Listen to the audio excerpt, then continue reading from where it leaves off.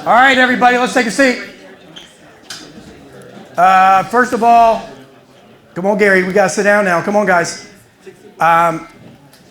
If this is your first time here, I guess I got 35 seconds. We like to get these things started on time because we got a lot to cover tonight. And so bear with us. If you got to leave early or get the kids, make a phone call and stay. We got a lot to cover tonight. All right.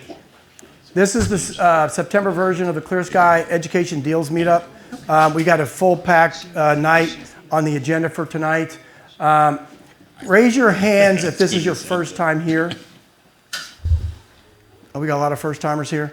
All right. What's up? How you doing, brother? Welcome, first timers. Raise your hand if you've been here 9 times. Anybody been here 9 times? Every time? Every month? Oh, yeah, maybe. There's a couple of us back there. Any of you guys been here more than 5 times? Oh, a lot of you. Good. Welcome back. All right. One of the things that I like to do is, I went to a lot of meetups. I sponsored a lot of meetups. When I say sponsor a lot of meetups, we sponsor pretty much from the hard money side, Clear Sky Financial. We've been sponsoring for at least 15 years. And so I went to, the grid events. I went to Cashflow Breakfast Club. I went to Traction. I went to Andre Johnson's Deals Meetup back in the day. If you guys are as old and ancient as I am. Who's ancient like me? Who's been to Andre Johnson's? We got a couple. So I went to all these meetups, and one of the things I got tired of is there weren't very many deals being propagated through the meetup. And I was always tired of the agenda, and I was always tired of the speakers, and I got bored. And so one of the things that I did is I was like, okay, if I were to create an agenda, what would it look like at a meetup to keep everybody entertained throughout the night or educated throughout the night? And so this is kind of what happened. So this agenda is going to be very similar. We're going to get into the deal section, which we've got 7 deals tonight, 7 new deals tonight. We got 6 old deals. The 7 new deals are 3 Northern Virginia deals. We have a Fredericksburg deal. I've got 2 DC deals and a Maryland deal. So we've got 7 new deals tonight. And that's what you guys are all coming for, right? Because in the room, we've got money in the room. If you've got a green sticker and you're the money, raise your hand. Raise your hand, money sources. So we've got a lot of money sources in the room. If you're a wholesaler, raise your hand. Wholesalers, the pinkies, right? The wholesalers are going to be bringing us deals. Real estate agents, raise your hand. Good. Title companies, raise your hand. We got Cobalt. Do we have any other title companies here? Clear Sky Education students, raise their hand. Oh, good. We got a lot of students here. One of the things that we use this meetup for is to promote our students. Talk to them, kind of figure out what they're doing.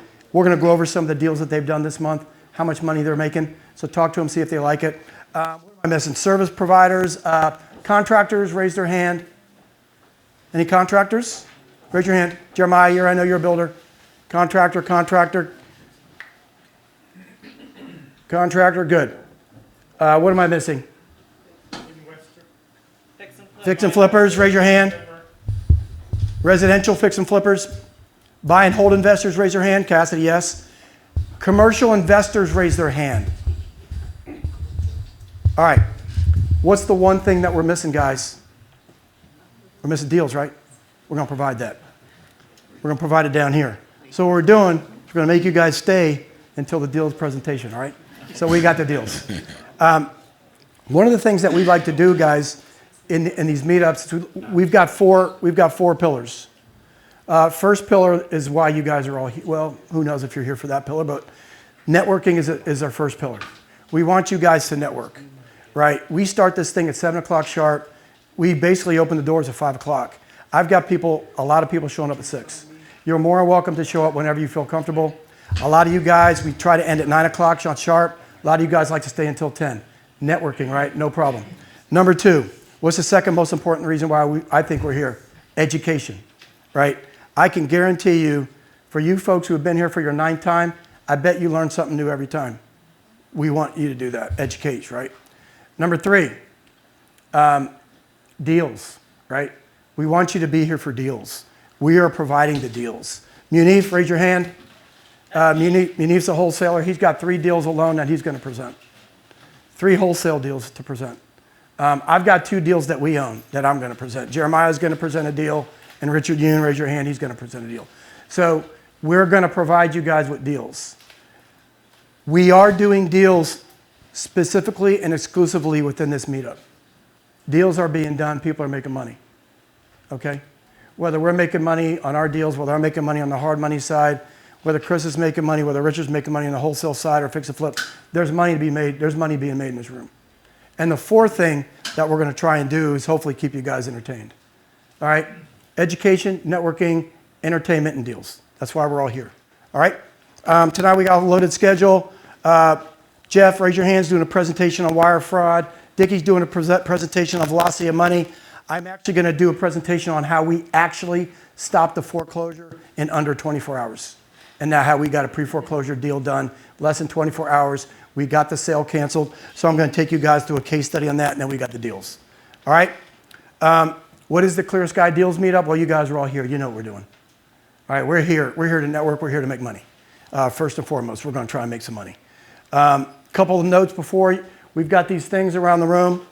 I had certain people raise their hands. If you need money, money's here. If you're a fix and flip and you need hard money or you need soft money, they're here. Freedom Bank is here. Mohammed, where you at? Freedom Bank is here, commercial lender. So that's a direct commercial lender. Dickie, raise your hand. We got some DSCR lenders here. We got hard money lenders here. We got guys who are looking to lend money. BJ, raise your hand. We got guys looking to lend money on a private lending or a joint venture kind of capacity, money raise. You were looking to raise money too, right? Yep. You own an international bank? What do you own? We're the International Bank in Puerto Rico, but we're looking to also establish something here and there. We got all Mainland. We got all kinds of money sources, guys. Washington Capital Partners, are you here? Oh my God. Y'all brought the contingent. I like to hear that. And so I know you guys look at me like I'm an alien, right? They're like, I can see your face. You're like, aren't you a hard money lender? Yeah. Why are you bringing other hard money lenders in here? Guys, I'll be honest with you. I don't really care. I don't care. We've got 2 totally different business models on the hard money side. So I love when Washington Capital Partners shows up because you know what? We got more than $500 million sitting in this room of money, of direct money, sitting right in this room. We got the money, don't we, Dickie? So I love when Washington Capital Partners shows up. I love when my other hard money competitors show up. I love when brokers are showing up. Raise your hand, brokers. You guys are more than welcome, guys. I didn't know you loved me. Yeah, I just like the money sources. Why? Why? Have you guys thought about why am I doing this? I'll tell you the answer why. Students, raise your hand. We got a lot of students in this room. I am doing this for one reason only. I want my students to have access to the best, remember I said best, and or cheapest capital possible so that they can do their deals and they can make more money. I didn't necessarily say highest leverage capital, which we're going to be the highest leverage capital. I said the best capital at the best rates for the highest leverage. That's why I welcome all the funding sources here. We're complementary competitors. We all have different business models in our lending environment, in our lending space. We're all different, so I don't have a problem with it. All right, Clear Sky, who are we? Who has never heard of us? Raise your hand. You never heard of us? Oh, anybody else? All right. Oh, you never heard of us? All right. Somebody told me about you yesterday. The trifecta between Grid, Omni, and... Oh, I like that. You put me up with those guys. That's a good compliment. I really appreciate that. Grid and cash flow. That's good. All right. We basically have 6 different business lines. We're a hard money lender. We've got about 40 million on the street right now. We're a direct lender. We fix and flip houses too. We just don't do that much anymore because we're not really in that space as much because we're focused on our other business lines. Tax lien certificate investor, Ed right there. We'll introduce Ed here in a second. We pull down big tranches in Washington, D.C., tax lien certificate investing. We have a residential rental portfolio that we run and manage ourselves. We have a good-sized commercial real estate portfolio as well, and we wrote a book called The Roadmap to Wealth. I've got a few back in the back that you guys are more welcome to read. It's basically our pathway. And the baby that we just launched about a year ago is this Clear Sky Education. And so we also have an education, we have a coaching and mentoring business. It's not cheap, guys, but we have students, and our students are making a lot of money, which you guys are going to see here in a second. So that's basically who we are. Ed's here. Explain who you are. I'm a lawyer. Is But- there much more about me, really, that matters? But you're not their lawyer. Oh, okay. Well, I actually had somebody ask me for your services the other day. I had to shut them down at the front door. I appreciate that. I'm a recovering lawyer who's gotten into real estate, but sometimes Charlie sucks me back in with some problem. And I'm also, of course, part of Clear Sky Education, so we have a good bit of fun. Our mix, starting out, these guys, Charlie and Sam, who unfortunately couldn't be here tonight, are real estate guys, real estate brokers, hard money guys, and they've seen enough that unfortunately you're stuck sometimes wanting the perspective of a lawyer to avoid problems, hopefully. And so I've enjoyed in our education classes talking about some of the general issues out there. In fact, wholesaling has been generating a lot of developments in Maryland and Virginia, and so a lot of minefields out there that keep it interesting. Also, some minefields in the lending business Yes. to consumers in Virginia that we're sort of kind of not really, but going through. We just got to keep on top of all these different lending laws. And so it's very important that when you build and scale your businesses, whatever it is, you're going to definitely need some legal representation. So Ed is a Not your guy. not your guy, but he's a vital part to our business. And what Ed's not saying is that he's the one that got us into the tax lien certificate business as well, which for us is it's probably going to be our leading generator this year and next year in revenue because we've got so many houses in DC. Charlie, a quick question in the middle of his bio there. It says he's barred in Virginia, barred from Maryland, barred from DC. Where does he work? Yeah, it's the lawyer way of saying it that you're barred means you're part of the bar.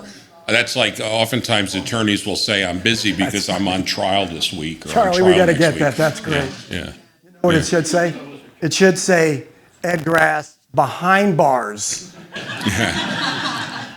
Well, That's what it should say. All right, now you've given me a chance to tell a good war story. Back when I was a real lawyer, I had a company airlift me into Ohio because they had a $14 million judgment against them and said, go fix this. And we ended up knocking it down to, I think, a $2 million settlement. And so the plaintiff's lawyer who had the shark skin suit, the whole thing, wanted to put as part of the settlement that I could no longer appear in Ohio in any matter. So I felt they did my job on that one. Yeah. So barred behind bars in Virginia, barred in Ohio. Right. Yeah, they Literally. don't like me in Ohio. But Yeah. anyway. So that's Ed. Ed's, like I said, very vital. He's very instrumental in the tax lien certificates space. Clear Sky Holdings is a company that not only does tax lien certificates, but we also do hard money loans, and we also own commercial asset, and we own some residential assets as well. So Ed's a big instrument on that. And Do you teach tax liens in your education? we You know what? I didn't pay him to do that. Yeah. That is a great question. Well, one thing is in the book, there's a whole chapter on tax lien investing that I put in there in general.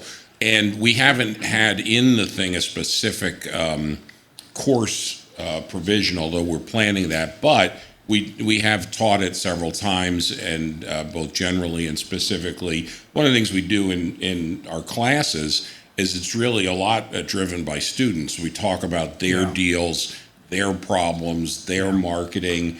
And when students are interested in tax lien investing, the topic will go to that as well. So yeah, we pretty much cover anything. As I like to say, there's a lot of ways to make money in real estate, and we're fans of all of them. Yeah, and we seem to be in the middle of all of them. Yeah, it's quite Either directly or indirectly. right. All right. So that's it. I'm sorry. Let me go back. That's Sam. Sam's not here. I'll quickly talk about Sam.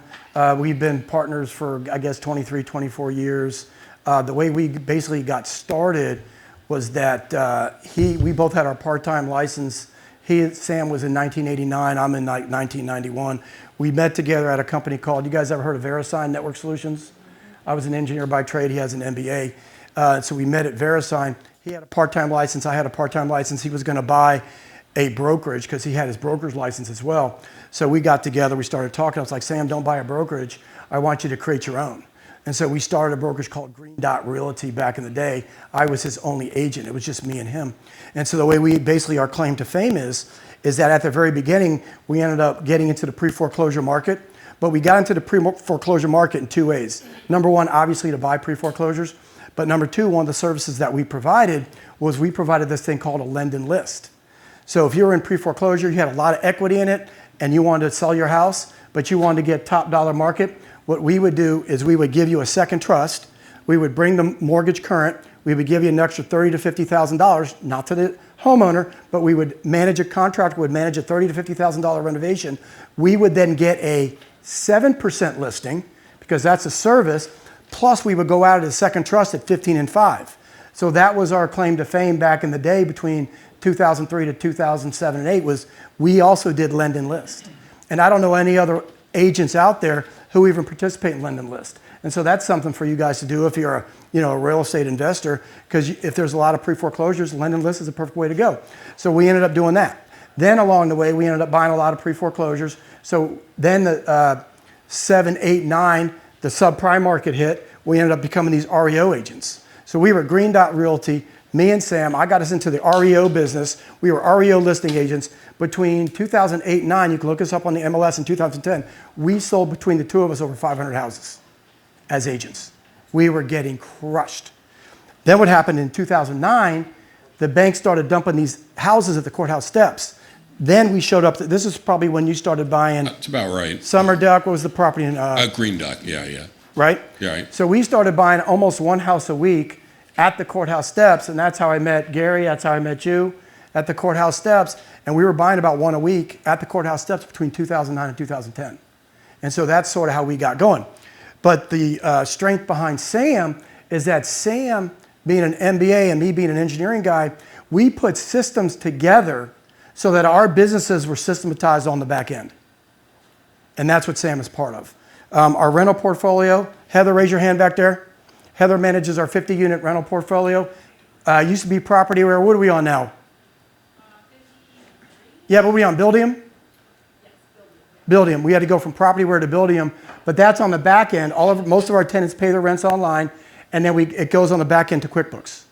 Sam also started the mortgage office for our hard money business. Same thing. Everything is systematized. All of our borrowers, raise your hand. If you're a Clear Sky Financial borrower, raise your hand.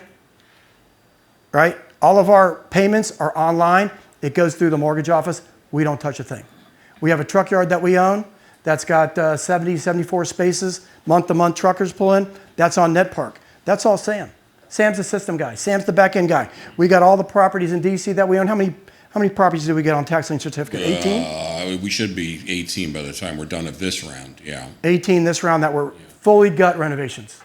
Guys, have you ever done a full gut renovation in DC? One, they're a pain in the ass. Yes, thank you, Lord Jesus. We're doing 18. Sam's behind all that, Sam and Ed. Hey, and some of them even come with roofs.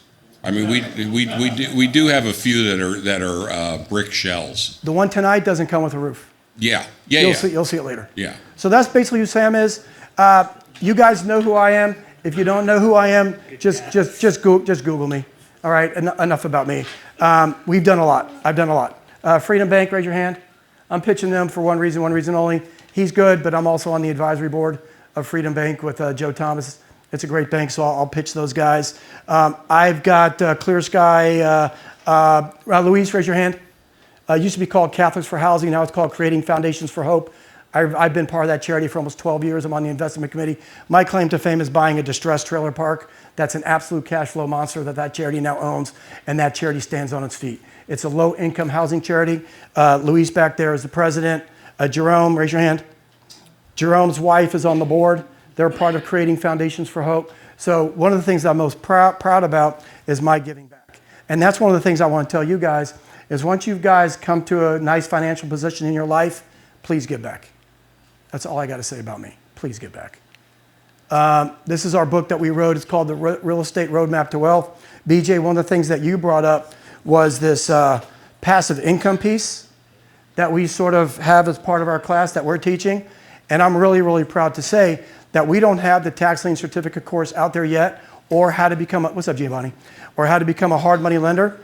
But what I'm really most proud of this day is that we also have 2 students sitting in this room that have made enough money in the fix and flip space, I'm not going to name names, that they're going to hopefully this year do their first asset-based loan. Yeah? Yeah? You're going to shake your head? So we're going to get them to this passive income phase. And so I'm pretty happy about that. You guys got rentals too? They got rentals? We got all kinds of stuff, all right? So that's kind of what we hope. We go through education. We got our claim to fame is finding distressed assets. We teach folks how to find distressed assets. We teach them how to find the money with all your different lending sources, right? Teach you how to fix and flip, wholesale, build your capital stack. Once you got your capital stack, don't spend it, don't go on vacation. Invest it, and that's kind of what we do. That's our classes. That's who we are, Roadmap to Wealth. We've got a bunch of different sections on our coaching and mentoring program. You guys are more than welcome to become new students. Talk to our existing students. Our whole goal for our new students is we want them to get at least one deal. One deal so they could pay for the coaching and mentoring, and then usually when they do one deal, they end up doing 20 deals. That's who we are. Now, what I do is I show this chart every single month to you guys, right? Every single month. What it is, can you see? Because you personally need to see this. These are 4 deals that our students are doing this month. Look at the bottom, guys. Potential profit, $1.396 million in August. These are live deals. These are deals that they're doing. Chris, you got one on there, right? I do, yeah. Lauren, you got one on there, right? Who else am I missing? Fernwood is Nivian. Currycombe is Giovanni. I got your deal up here, brother. Raise your hand. Giovanni, another student. He happens to be a contractor as well. If you guys need a contractor, Giovanni is a contractor as well. But so in the month of August, did you guys say August was a slow month? $1.396 million potential profit with our students in 1 month, guys. You guys think that's a lot of money? I do. That's profit. All right. Now, show of hands. How many of you guys have done 3 fix or flips or less? Raise your hand. 3 fix or flips or less. Raise your hand. You've done 3 or less. Well, 1 to 3. 1 to 3 or 0 to 3. Raise your hand if you've done 0 to 3. It should be almost the whole room, right? I know you guys have done a lot. You've done more than 3? With some partners? All right. Would you guys say 1.396 million is a lot of money? Yes. So here's my question to you guys. Ed, ask the question. Ask a Why question. the hell are you not students if you really want to get in the fix and flip game? This isn't no bullshit. 1.396 million. That's a real number, guys. And guess what? When they flip out of them, we'll go ahead and turn those into addresses. But those are the streets. That's for you guys to look at. Upcoming events. I guess for whatever reason, and we'll get moving here in a second. I'm on the speaking circuit. I got a lot of events in October that I'm doing. Next month, our meetup, October the 8th. October 11th, I'm the keynote speaker at the Marima, the commercial conference, the annual meeting in Williamsburg, Virginia. I don't know how the hell I ended up getting to be a commercial speaker, but they wanted me to speak. My topic is going to be commercial deals, finding them, funding them, and the current status and how you evaluate them. That's what I'm going to be talking about. October the 14th, Nivian, you here? Yeah, I'm here. Raise your hand. Anybody else affiliated with your group here or just you? Just me. I'm on the main stage with Rob Chavez, Grid. We're doing a panel, me and him, on creative financing for today's market. I'm coming back on October the 15th. I'm doing a mastermind for Titan Title, purchasing investment properties using little or no money. Tien, how much of your own money did you use on Crepe Myrtle? None. 0. You bought it how? Sub 2. With a hard money second trust? Yes. And you used none of your money. I did not. Did you make a profit? I did. I don't want to ask you how much you made, but she made a profit. We do. Huh? Oh, I know. Trust me, I know. Oh, by the way, that deal got sold in this meetup. Somebody bought it, and they're going to make, it's the best long-term investment I have seen in a long time. They're going to make a lot of money on it, off that money. It's great. Oh, can I say something? Go ahead. I miss that house already. I miss it. Because you're right. You- Charlie, do you get attached to your houses? No, They're like my kids. Yeah. You know? Yeah. I don't. Well, But what I tell people is this. The rentals that we own, I always tell folks this. It's our house, but it's your home. It's your home. Yeah, my take on that, actually, your home. 1005 Savannah down in D.C., I'm very proud of that one. That had a huge hole in the roof, and it turned into this absolutely gorgeous house that some nice family bought, helping the D.C. tax base. I mean, I feel good. So there's different ways to enjoy it. I mean, to enjoy the fixing of it, but at the end of the day, the making the money part's very nice. It's fun. You don't miss it that bad. TN and Lauren Hard Money Incorporated, that's coming up. All right, last but not least, in October, Titan Title, you're not here? They're taking our book. They have a book club. So they're taking our book, and all the people associated with that book club are going to read our book, and then they're going to bring me in and talk about it. And so I tell you, out of all these different things that I'm doing, I'm really happy about the bottom one, believe it or not. Even though, Naveen, how many people are coming to this conference? You're shooting to get 500, right? Yeah. You got about, what, 380 now? 380. Sarah, hint, hint. So we got about 380 coming up. Your goal is 500. What happens if you hit 500? Are you going to go over? I think we were very likely to go over. Okay. Hint, hint. All right. So they might have 500. But even though they might have 500 people at this event where we're on the main stage, I'm actually more proud about this book club than anything else because people don't get to know us. And here's the event I was talking about. SAAREP. What's it stand for? South Asian Real Estate Committee. South Asian Real Estate. What? Real Estate. It's committee CI. All right. The South Asian. I call it committee. It's easier. It's October 12, 13, and 14. I'm going to be a panel speaker at 11:30 after my favorite speaker of all time, Mr. Economist. I know you're laughing. You should be laughing. Got to be nice. And so we're on the main stage. There's the dates. Our topic is creative financing. Even though we built up all of our assets, finding distressed assets, one of the things that people love to hear is the creative financing piece. Owner-held financing, sub-twos, assumable mortgages, how to use a hard money lender with sub-twos, how to buy these real estate investments at little or no money on your own. You had a transactional flip that we did, right? Wholesale deal. How much of it did we finance? 100%, right? You finance 100% of that. Actually, more than 100% because you actually took care of my closing costs. There you go. That's great. So he did the same thing, infinite return, right? Because when you use none of your own money and you make anything other than zero as a profit, you know what that is, right? That's called infinity. That's your return on your money. You put up zero, you made 40,000 bucks. What's 40,000 divided by zero? I think that's pretty damn good return, don't you? All right. All right, deal updates. Richard did Larkmead. That house did not get sold. There's some family stuff going on, so it's going to be available at a later date, right? 2507 Edfelt, Munif, I think this is one of your deals. Yeah, so we sold it, but it wasn't somebody at this meetup that bought it. Oh, it wasn't. No, it wasn't. We had people going to the house. Because the person that got the money has been to this meetup, so I thought it was this meetup. Laura. No, you're thinking about the other one. Oh, I can't keep this straight. Now, we're doing a lot of business together. Oh my God, we got so many deals going on. Yeah, you're All right, but it was sold. All right, it was sold. Maybe not at this meetup. Roosevelt Boulevard, it's still available. That's the one in Chaptico, Maryland. If you guys are saying where the heck that is, I'm saying the same thing. Where is Chaptico? Right, it's off the water somewhere. That price is reduced, 135 to 130. Andre is the guy's name. He wasn't there. I presented the deal. Oh, that's the other thing too.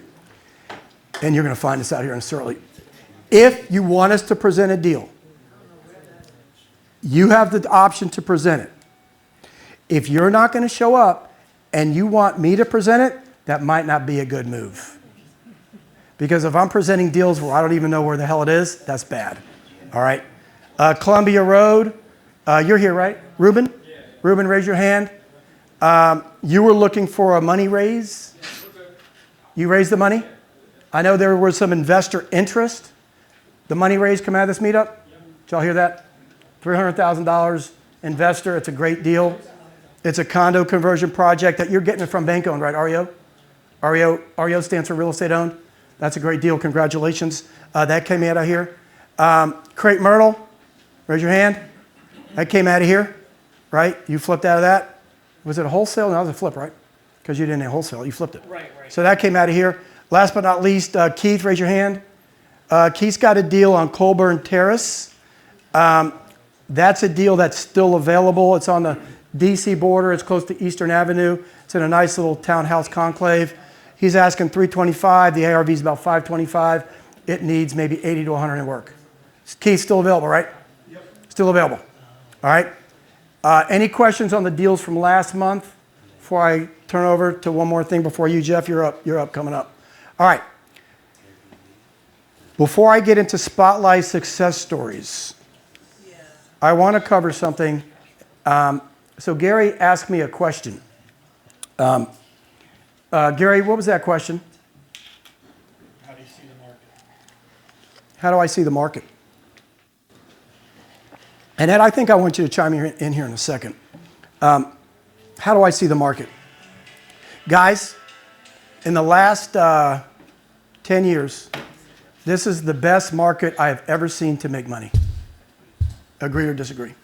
Yeah, I think that's right. I'll tell you why. I'll tell you why. If you as investors know what in the hell you're doing, like these two guys here, Cassidy, I know you know what you're doing. This is the best market I've seen in 10 years to make money. Well, and I almost interrupted before to say, when you've talked about all the different things that we do, it can change where the best opportunities are to make money. Like, you know, maybe in the early foreclosure crisis where nobody knew to go to the courthouse steps, that was a great opportunity if you had some capital and were willing to take a risk. That doesn't exist today, at least today. Tomorrow. That's shut down. It's shut down. The courthouse steps is closed. Right. And closed. it may open again, but that's why it's so important to understand the field. And it's impossible to know everything. I mean, Charlie, me, and Sam, we have different knowledge bases. You do as well. But to Charlie's point, there are a lot of terrific ways to make real estate. Some didn't exist a few years ago. Yeah. And I mean, even wholesaling is relatively new. Well, hell, we're such dinosaurs that wholesaling didn't exist and hard money lending didn't exist. Right. When we got started. Right. When we were buying pre-foreclosures, I had to go to a community bank. We had to use HELOCs to get our down payment renovation money, and then we had to use community banks to get fix and flip lines. There was no such thing as hard money lending. We've made this business easy. All right, so let's get back to the answer to your question. This market, whether you're in Maryland, DC, or Virginia, I'm going to try and keep it as generic as possible, is what's called a subdevelopment market. Y'all know what that means? It's a neighborhood-specific market. We are seeing neighborhoods that have no inventory, that once a house pops on the market, it's going up. There's multiple offers, like your house that you have in Montclair, right? If you put on, you already got an offer, and it's coming soon because there's no inventory in that marketplace. I'm seeing other marketplaces that have too much inventory. There's a bunch of actives, and there's a bunch of unsolds. There's no under contracts. That is a depreciating market within the subdevelopment. So you have got to be able to analyze that market at its most granular level. If you can't analyze it at a granular level, you don't know what you're doing. And that applies to DC, Maryland, Virginia. There are some Northern Virginia properties that you can't sell them to give away because there's too much inventory. Other Northern Virginia, multiple contracts. DC is the same thing. There's certain properties in DC you can't give away. Petworth is a neutral market. Columbia Heights is a neutral market. Deanwood, going down a little bit. Anything on Ward 7 and Ward 8, Lily Ponds, going up because of the Commander Stadium. Those markets are going to correct here soon on the DC side. So it's all subdevelopment specific. Now, the other thing that I get asked all the time is, where can I go to find the best deals? Where can I go? Who at this meetup is under 25? Ah, Nahom. Who else? Do y'all know what this is? Nahom, what is this? You know what this is? Oh, magazine. Oh, maybe I'm holding the shit upside down. All right, who else? Who else under 25? This is why I'm doing this. You know what this is? Guys, let me be honest with y'all. Bring a rotary phone next time. That's why I did it. Yeah. This is why I did it. Yeah. All right. This is old man dad joke shit here. This is what 4chan was like before 1990. No, brother. That's not true. Let me explain why. Why do people come to me and ask me where all the deals are? Number one, because I'm a hard money lender. I know where all my loans are going, right? I know where they're going. They're going to PG County. They're going to Charles County, right? They're not going to Montgomery County. And I got a couple stuff going on in Fairfax and Prince William, not as much as PG County. Why do I say that? This is called newspaper, guys. If y'all can't see this, these are, I'll walk around the goddamn room. These are trustee sales ads. You know what this is? These are foreclosures. Wake up. Wake up. PG County and Charles County where all the deals are. Do you guys know, this is only today's. Do you know how many foreclosures were published today in PG County in the Washington Post? That, guys, it's a newspaper. Do you know how many ads were published? How many ads? You know what? In PG County in one day? 40. 35, almost 40. Do you know how many in Charles County? 14. Do you know how many in Fairfax? 0. Do you know how many in Anne Arundel County? 7 or 8. Do you know how many in Montgomery County in today's paper? 1. So what does that tell you guys? That's where the deals are. So if you don't think for a minute that I know where the good deals are, I know where the deals are. That's why people come to me, because I know where they're at. And because I might look at some old man, excuse my French, hope you all don't cuss, if I look at some old man shit, that still drives it today, guys. You might call it old man stuff. That's where the money's made. Do you think any prognosticator, is that the right word? Yeah. Do you think that they know that there's 35 foreclosures today in PG County that were published? Do you think Deal Machine knows this? Do you think Privy knows this? You guys are out of your mind. Do you think Bigger Pockets knows this? Hell no, because they're not tracking this kind of stuff, guys. So that was a good question. He led me into it. Guys, and I'm going to say it one more time. The last 10 years, it's on. This market is turbulent, man. What in the hell is going on out there in the news? 911,000 jobs that they miscalculated? 911,000 jobs, less. Someone's going to come out and say, oh, we're getting ready to go into a recession. I think we've been in a recession for 6 months. So what in the hell? You guys got to get your news and your data where the hell the data matters. Data doesn't matter 6 months ago. It's today. This is, by the way, this is today. 35. All right. Sorry, guys. That's me pontificating. Hey, Charles, another comment. I think it's important for them to know that the banks that are foreclosing are required to print that, put it in print publication. Did y'all hear that? Did y'all hear that? Lenders are required, if they're going to foreclose, to put it twice This ain't no, in print. this ain't no online stuff. This ain't no AI stuff. Oh, let me get some artificial intelligence and let me show you how to make money. No, it's not, guys. This is why AI is never going to correct these problems. There's only one AI that I care about. It's called agricultural zoning to industrial zoning. That's my AI, right? AI. I don't care about no AI. Some AI is going to proxy that somebody can't pay their bills. Give me a break. All right. Charlie, another leading indicator that's pretty simple is you look at where all tower cranes are being installed across the country. Yep. So you go around Washington, D.C., there's one commercial project in the entire city. Yep. You go to Ashburn, there's 10, 15 of these tower cranes. Yep. Each one of them is building $1 billion building. Right. And let me ask you this question. Do you think there's any good deals in Loudoun County from a pre-foreclosure standpoint? No. Not really. That's not a distressed area. I wouldn't even touch Loudoun County. Maybe Sterling Park or Sugarland Run or 20165. Maybe. But that stuff doesn't come up very often. I wouldn't even spend any time on that. All right. Jeff, I think you're up. First of all, anybody have any success stories y'all want to share? Spotlight success stories, anybody? No? All right, Jeff, you're up. All right. Am I on yet? Oh, there we go. I think so. It works. It Hold works. on. I don't think it's. Oh, here we go. All right. It's the big button. Top one? Yep. Okay. All right. All right. To start, Ed, growing up in Michigan, you're not missing a whole lot by being barred in Ohio. And as they say, the only good use of Ohio is a place for I-75 to run through. Second interesting thing about being here is I have been a neighbor of Charlie's for the past 15 years and didn't even realize it until I walked into this meeting and Zoya introduced me to him. So it's a small, small world. I am here because I'm a big fan of pillar number 2, and that's education. I'm a huge fan of lifelong learning. And I just turned 59 last month, and I am always looking for opportunities to learn myself. So I like to be in the audience as much as I like to be in front of the audience. I firmly believe in that old saying that if you're the smartest person in the world, in the room, you're definitely in the wrong room. So that's why I'm here. I'm not here to make a sales pitch for my company. Now, the last thing I want to say before we get into what I want to talk about is I don't have anything outside of my lane that you guys can learn from me, except for one thing. And Tien, it's don't fall in love with the properties you own. My wife and I built a vacation home in a resort community with the idea that when we're not using it, that we'll rent it out and make tons of money. We made the fatal mistake of falling in love with it, and we've never rented it out a day.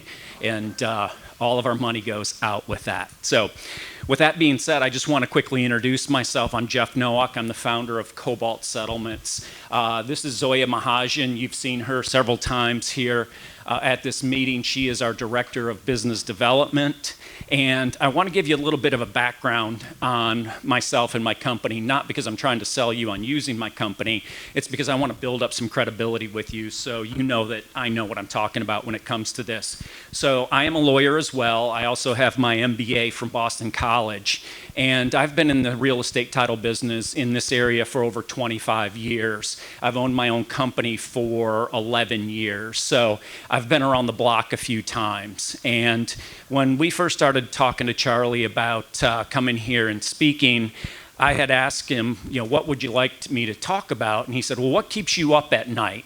And a lot of things keep me up at night. I'm the father of 2 teenage boys, so that keeps me up at night. But to bring it back to why we're here, title companies are in charge of tens of millions of dollars of money that does not belong to us. So I wake up periodically in a cold sweat just making sure that none of that money goes where it's not supposed to go. And you all probably know that our industry, no matter what you're doing on this list, we are the #1 target of fraud and bad actors because we are where all the money is. So I want to talk just briefly about the things that we see where we can lose our money, but even worse than that, we can lose other people's money, and then we're ultimately responsible for that. So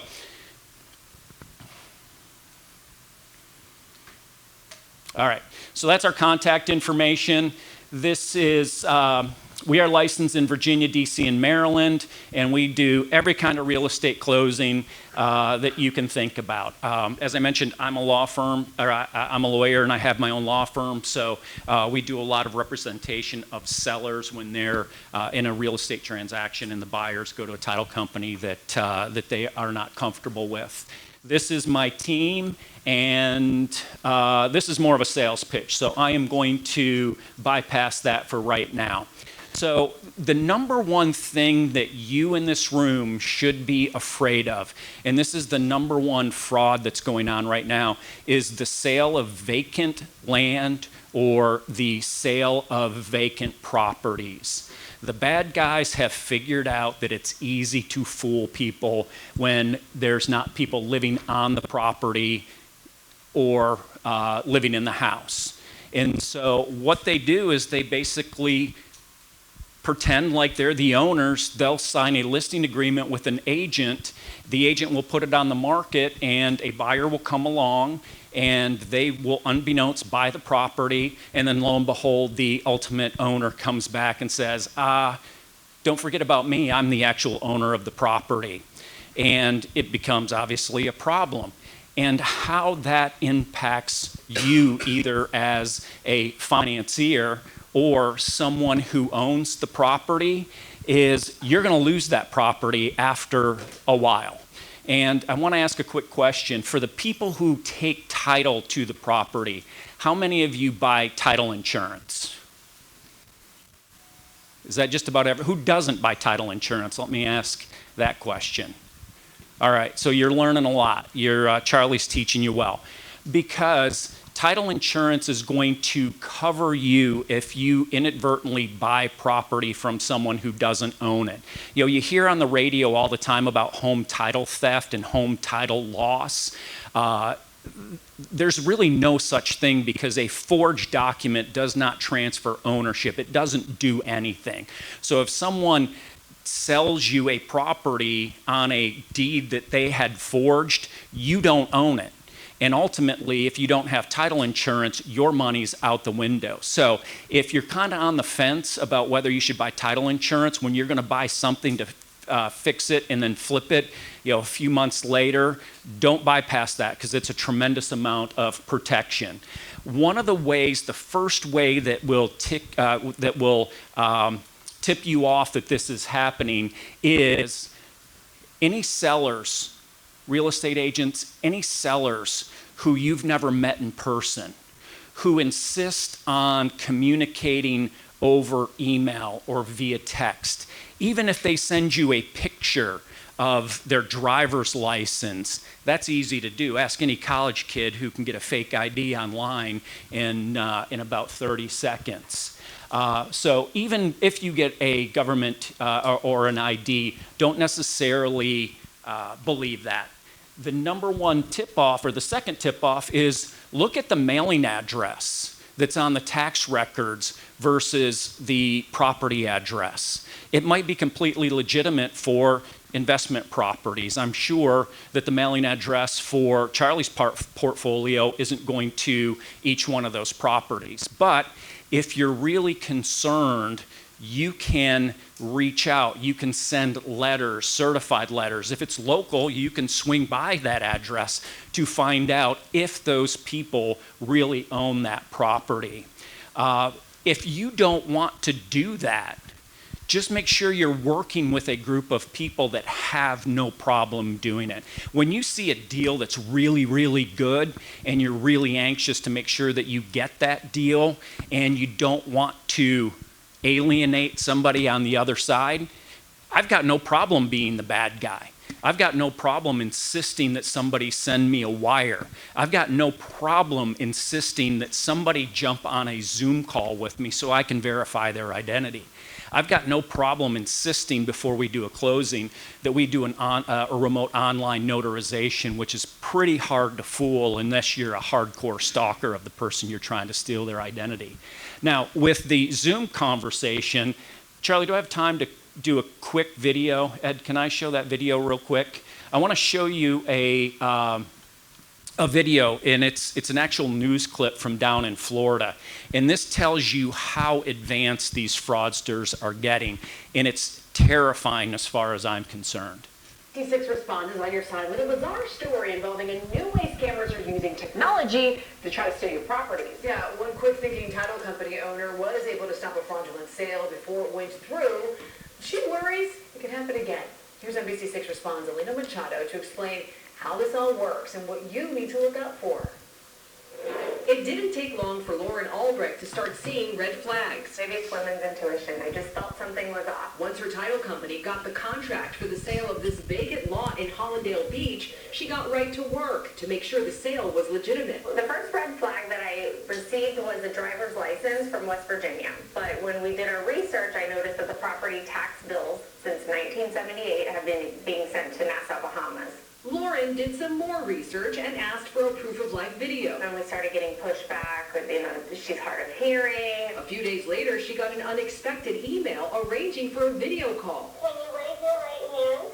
Lauren says it quickly became apparent this was a fake video. After the second pause, I realized this is 100% a video playing on a loop. It is not real. But I'm seeing this and thinking wow, how many title companies would have actually accepted it? If the woman says they can't hear and you see the face and it looks similar, okay, check, done, let's go on to the next. What I am really happy about in this situation that's you can cut that off. That's the part I wanted you to see is that video. That was all AI generated, and it looks really legit. Who would have fell for that? Be honest. Be honest. Nobody would have fell for that. I feel bad for old people. If you had a video conference with her, you wouldn't have thought that was real. Okay. Well, if you ever have a video conference, what I've been told, AI, if you ask somebody to move their hand, touch their ear, do something like that, AI is not that sophisticated yet. So anytime you do a video conference, just make sure you wave to someone and see if you can do it. When we do the remote online notarizations, we actually tell them to hold their driver's license up next to their face, not because we need to do that, but we do it to, see some motion. All right. So that's how scary it is. So how you can avoid that is know those warning signs and work with reputable companies. Now, the second most common types of, is wire fraud. And Charlie even put on his slide that I was going to talk about wire fraud. I'm not going to talk about wire fraud at all. I'm going to talk about email fraud. Because what happens when an email fraud is somebody gets into somebody in a real estate transaction's email account. It might be the buyer, it might be the seller. Most often it's a real estate agent who uses Yahoo as their email address. But what they do is they just monitor the transaction as it progresses, and then as soon as the money starts to change hands, the email goes out that says, we've had a change in our wiring instructions, and don't send it to bank number 1, send it to bank number 2. And bank number 2 is a front for the First National Bank of Moscow. So that money is gone in the blink of an eye, and it is hard to retrieve it. It's not impossible, but it's really hard to retrieve it. So a couple of things that you can do to avoid that. Number 1, never take financial information from an unencrypted source. Never, never, never. And if you do, shame on you. You're setting yourself up for a huge problem. Look at email addresses. If it shows up as just somebody's name, if you hover over that name, you will see what the true email address is. I had a situation where this happened with the real estate closing that I was handling, and the home buyer was suspicious enough to where they actually called our office and said, hey, something doesn't feel right. And we're like, absolutely, it doesn't feel right. And so what these people did, they were in the real estate agent's email, and they went out and they reserved the domain name. Anybody see anything weird about this? It has a 1. And if you look at it very close and you're expecting an email from Andrea at cobaltsettlements.com, you're going to go, oh, this is good. But what happened was these fraudsters created a fake email address for Andrea. They created a fake email address for the agent doing the same thing. And so they started communicating directly with the buyer. The buyer's seeing Andrea, they're seeing the real estate agent, so they think everything is on the up and up. But lo and behold, it was somebody trying to take their $80,000. Fortunately, again, they were suspicious. They found out they didn't do it. So be real skeptical about emails that you're not expecting. We've already talked about never obtain wiring instructions from an unencrypted source. That is very important for you guys, especially the wholesalers. I've had some deals with wholesalers where they say, send me your wiring instructions so I can send them to my ultimate buyer. Well, we send them encrypted, but then they turn around and send it unencrypted, which is a huge problem. And so if you don't have a mechanism for encrypting emails, it's pretty simple through Adobe, it's pretty simple through Outlook, but if you're not sure, have the ultimate buyer ask us for the wiring instructions, and they will come through an encrypted source. The last thing, if you ever work with a title company that allows someone to change their wiring instructions after the fact, they're not people that you want to work with. No matter how legit it sounds, it doesn't matter how legit you've done research, if you have a practice of accepting real estate or wiring instructions and letting them be changed, you're setting yourself up as a title company for huge problems. And here's why. Even if we've done all of our due diligence, and we just had this yesterday, we had a sale, and the seller wanted us to wire their funds to a new development going up in Tyson's Corner. And they called after the fact and said, oh, they've just changed their wiring instructions. So we called this the Mather, if you've all heard of that, and we said, we want to confirm these wiring instructions. And they said, no. Those are not our wiring instructions. It's not Bank of America, it's this other bank. Well, we talked to enough people and we found out that they're probably correct. I said, I'm not going to do this, not a chance. So I just sent a check. We FedExed them a check. And you always have to be super conservative when you're dealing with other people's money. The reason that I say that, no matter how much you verify the wiring instructions, if you ever make one mistake, whether it's your fault or not, and you're on the in a deposition, an attorney's going to ask you, do you have a procedure for verifying wiring instructions? Yes, we do. Do you follow those procedures every single time? Well, most of the time, and as soon as you say most of the time, you're cooked. So be consistent with your procedures. Do not take that responsibility on yourself of disseminating wiring instructions. Is that me? Am I running out of time? All right, everybody's subject to these phishing emails. I get 4, 5, 6 of those every single day. They're the same ones that come to Zoya. They're the same ones that come to Andrea. It's the same ones that come to Peter. They come to everybody in our company. Again, if you see them, do not open them. Or if you open the email and it's asking you to open a link or something online where you have to enter your password to get into Google, that's a phishing email. Smishing, you've probably heard of that. Same concept, but that's through text messages. Same dangers. All right, so that is our contact information. That is our website. If you have any questions on what we've talked about, please feel free to come up to me after the meeting or talk to Zoya. And just be careful. Again, we're the low-hanging fruit. And if you are not the target as of yet, you will be in the near future. So thanks, everyone. Thank you, sir. I do, yeah. All right. Any questions for Jeff now that we have him here? Anybody got any questions? Gmail's better, but again, all the same warning signs, be careful. But Gmail itself is not encrypted. So if you're going to send something that's private and personal, you have to encrypt the document itself. All right, thank you. Dickie, we have another presentation tonight on a topic called the velocity of money. Then after that, we'll get into the deals. I'm gonna move the pre-foreclosure one into probably next month because we're running a little bit behind. Sorry about All right, that. this is Dickie. Mine will be much shorter. The big one. All right. So Charlie and I have known each other for about 10 or 11 years, and I typically talk to him about what I call the velocity of money. And for me, the velocity of money is how quickly can I acquire the money to purchase a property, use those funds, use those funds to renovate that property and then get that property sold. So for me, that's what the velocity of money is. I know there's different variations, or every deal is a little different, but that's for me the velocity of money.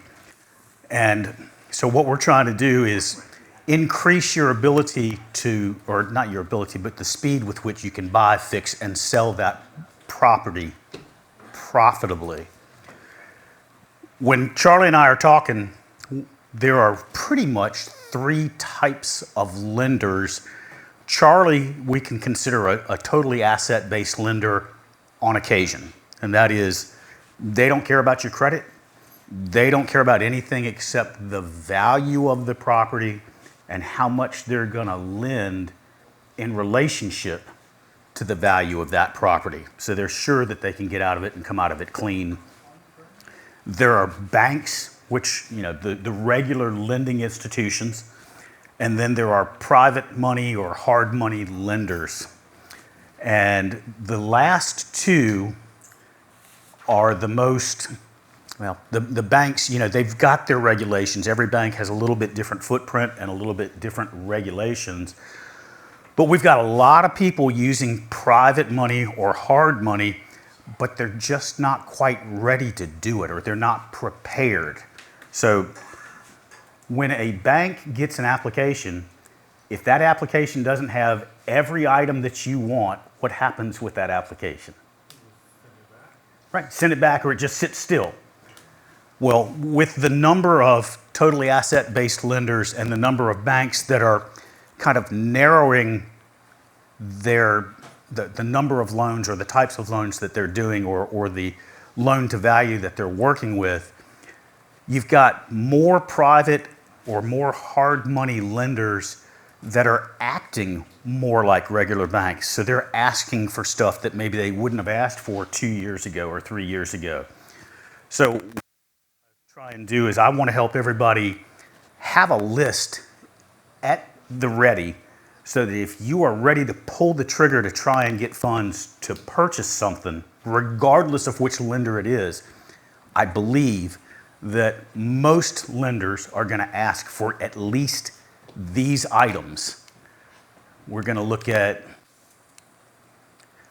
a personal financial statement, the LLC formation document, the LLC operating agreement, a current, within the last 90 days, certificate of good standing, an EIN letter for the LLC, the contact information for your closing company and for your insurance agent. Every single broker that I work with, as far as brokerage companies, if I don't present that, the deal is just sitting still. And every day that goes by, your deal is not getting processed. You're not going to get that property. You're not going to be able to flip it or fix it and flip it because it's just sitting still. How many people have on their desktop or in a folder have a current personal financial statement that's up to date right now? How many of you guys would like to have something so you could create your own in about 15 minutes, and it would be in an Excel-based format? Okay. I'm leaving a book, or a composition book. If you leave your name and your email address, we're about to go, or just take a peek at an Excel formatted that will let you build it, and then you can go back and modify a PFS at any given point. Literally, so she's going to open this for me right now. So this is an Excel-based PFS that I put together. It's got, when you open it, it has tabs at the bottom. The first tab and the second tab, you really don't have. The first tab is the instructions. The second tab, which is the balance sheet, the that you change on that sheet are the name and the date. You don't do anything else because all of those schedule totals are going to populate from the information that you input on the other tabs. So Schedule 1 is just how much money do you have in the bank? So you fill in the name of the bank, you put in the amount. Bank 2, it sums down at the bottom. Whatever number sums down at the bottom automatically populates over to the balance sheet. So this is really easy. So instead of you trying to figure out how much do I have, this one just says how much money you have in banks or how much cash you have. Schedule A, there you go. That's any kind of marketable security.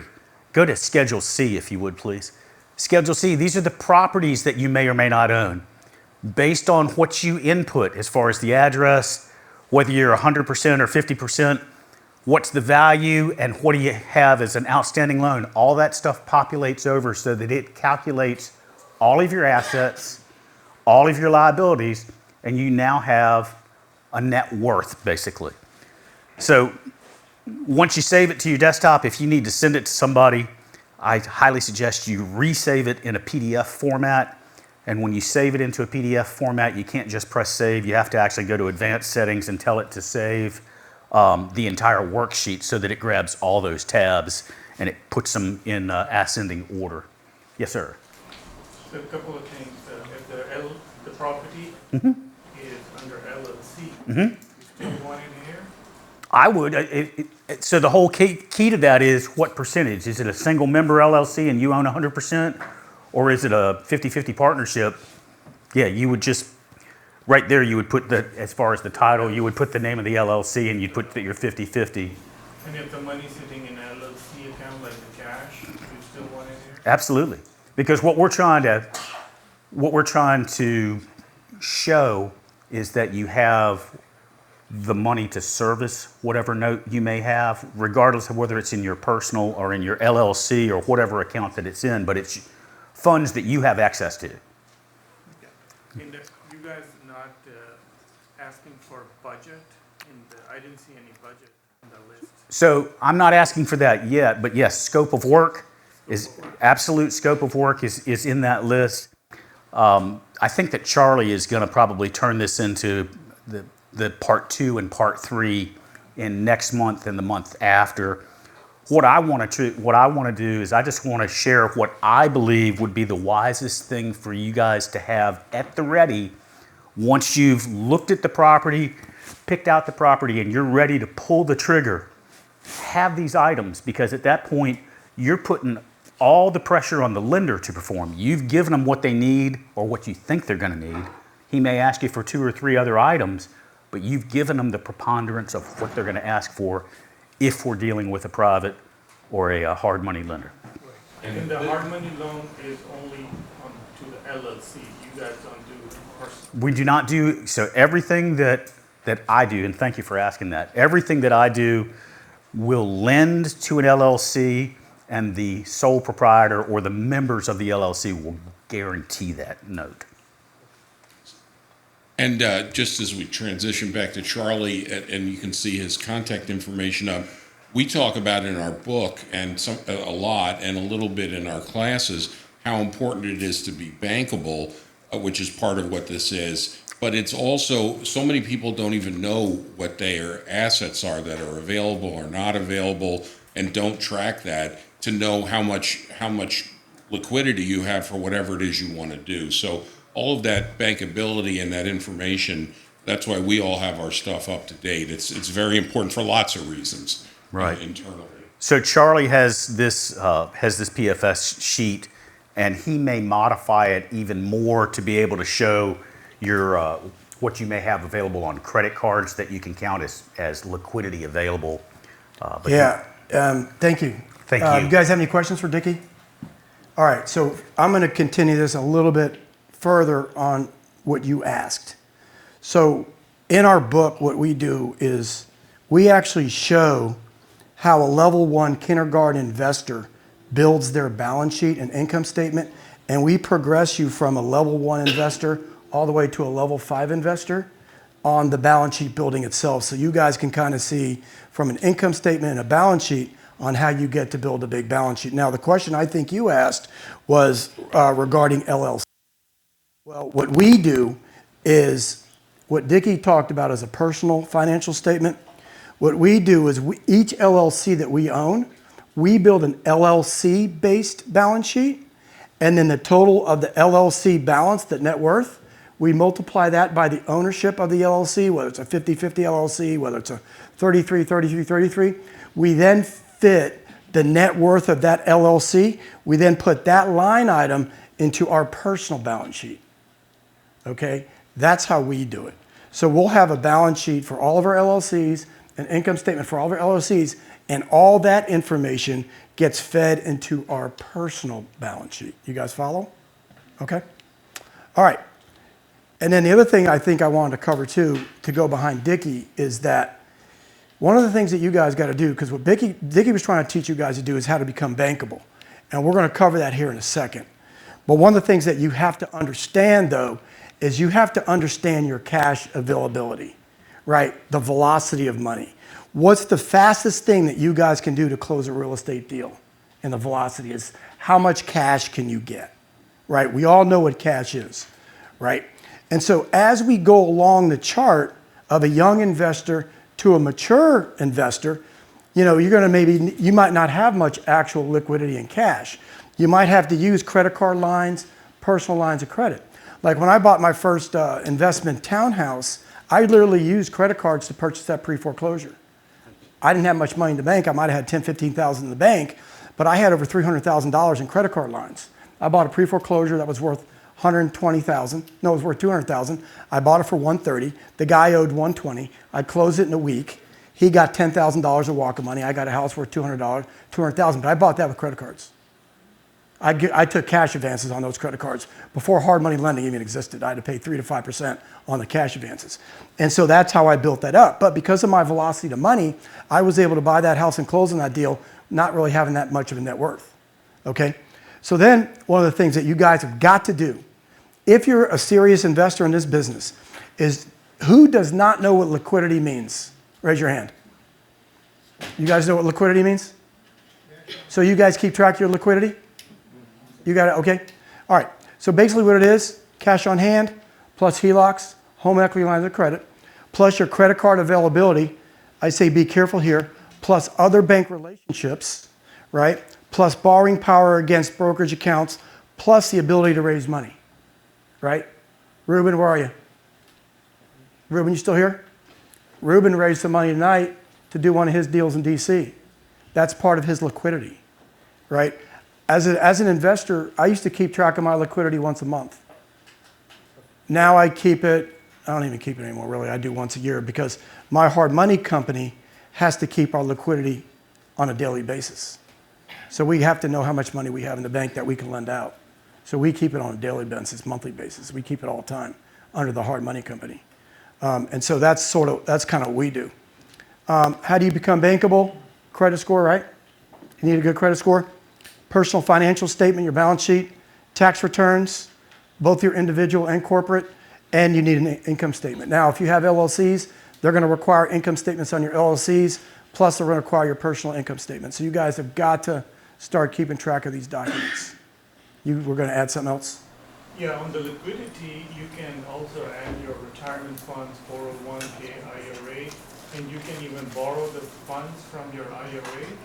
And sometimes you can even use, like if you have, not a 401k, but if you have retirement funds sitting $500,000, $2 million, you can talk to your advisor and you can use that funds to lend against and get some money as well.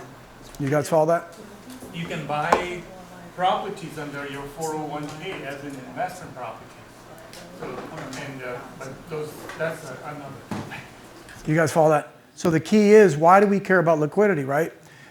Because there could be a pre-foreclosure that you get under contract on Monday, that the auction's on Thursday, that you need to close it on Wednesday, right? You're going to need a title company who's investor friendly, who can pull you that title work on time. But you might need to close a deal, just like the townhouse that I bought with those credit cards. I had to close that in a week. And I still own that. It's 14390 Magical Drive. You guys can look it up. I still own that townhouse to this day. Corey, you grew up there. Where's Corey? Did you leave? Yeah, Corey knows that house. 6th grade, right? We got that house. Were you in 6th grade? Yeah. He grew up in that house almost. I got that on credit cards. Still own it. It's the best thing I ever did. What did I do? I bought it, $130,000 in credit card debt, or $200,000. A month later, I refinanced it with Wells Fargo. They gave me a rate and term refinance. I paid back all my credit cards. Now I have a first mortgage at a low rate. That's how I did it. All right. So that's why liquidity is very important. Bankable. All right. Guys got it? All right. Now, unfortunately, guys, we're running out of time. I'm going to skip this. So if you guys come back in October, I'm going to do a presentation how we stop the foreclosure in less than 24 hours. So I'm not going to go through this presentation because we don't have enough time. I've got to get to the deals part of this meetup that you all came for. All right. I tried to get done 7:50, but that's okay. No big deal. All right. Deals presentation. Jeremiah, I think you're up first. All right. So we've got 7 deals to present. Jeremiah's one. I guess I'm going to present most of them because Munif had to go, who's got 3. So Jeremiah, it's yours. Oh, there's your mic. That's the big button.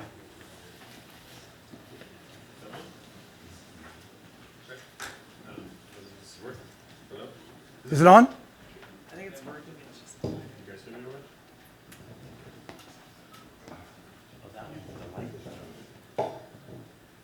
Okay, yeah, cool. Guys, I'm Jeremiah. Thanks, Charlie, for having me tonight. I'm going to be quick. We're talking about a project in Fredericksburg, Virginia, 50 miles south of here on Route 3, 4500 Plank Road. I've got 2 units. I'm open-ended here. I'm not going to pigeonhole how we can do the deal. We can sell it. It's a condo property. We can chop it up. And we can sell the units, we can finance the units, junior debt, senior debt, all kinds of creative financing things that I'm sure the different appetites out there might be interested in. Here's the property. So this is up front there. You have an existing building that we're actually tying into, putting this little 2,000 square foot building here, and I've pulled permits for this building here. I should have it in about a month to break ground. We're presently leasing this, marketing it for lease and for sale. Nothing yet. So we just got started marketing last week, and I think once we have the walls built, we'll gain some more interest. This is the second building. In total, it's about 5,000 square feet. So just to give you a little indication of where it is, we're about 5 miles from 95. That's Plank Road. It's one of the most heavily traveled corridors. This is Spotsylvania County in the greater Fredericksburg area. And there's a rendering of the small building. So we put that big roof on it to get the exposure on Route 3 around the existing building. And the second building looks a lot like that. It goes right here, so it has a flat roof on the front, then turns into a hip roof to complement the existing architecture.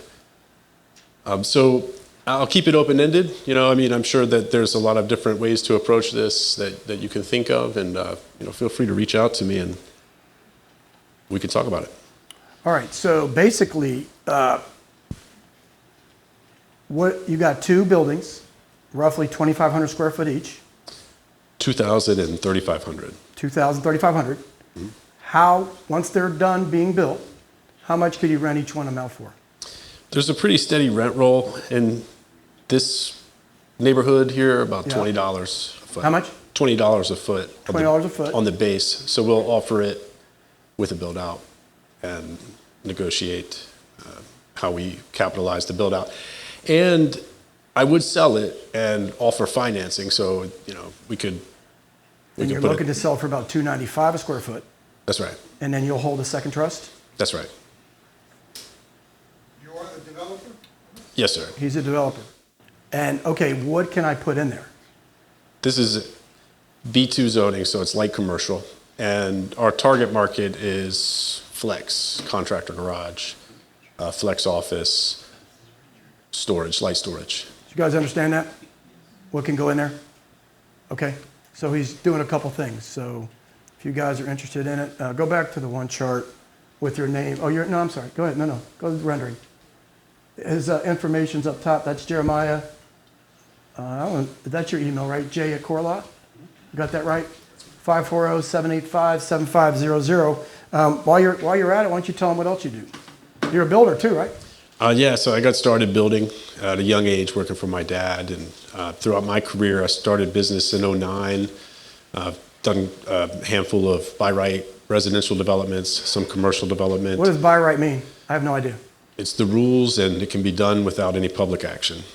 So what that means, if you buy a piece of property with a certain zoning, you buy right into that zoning. That's what that means. And so you're looking for what? Spec lots?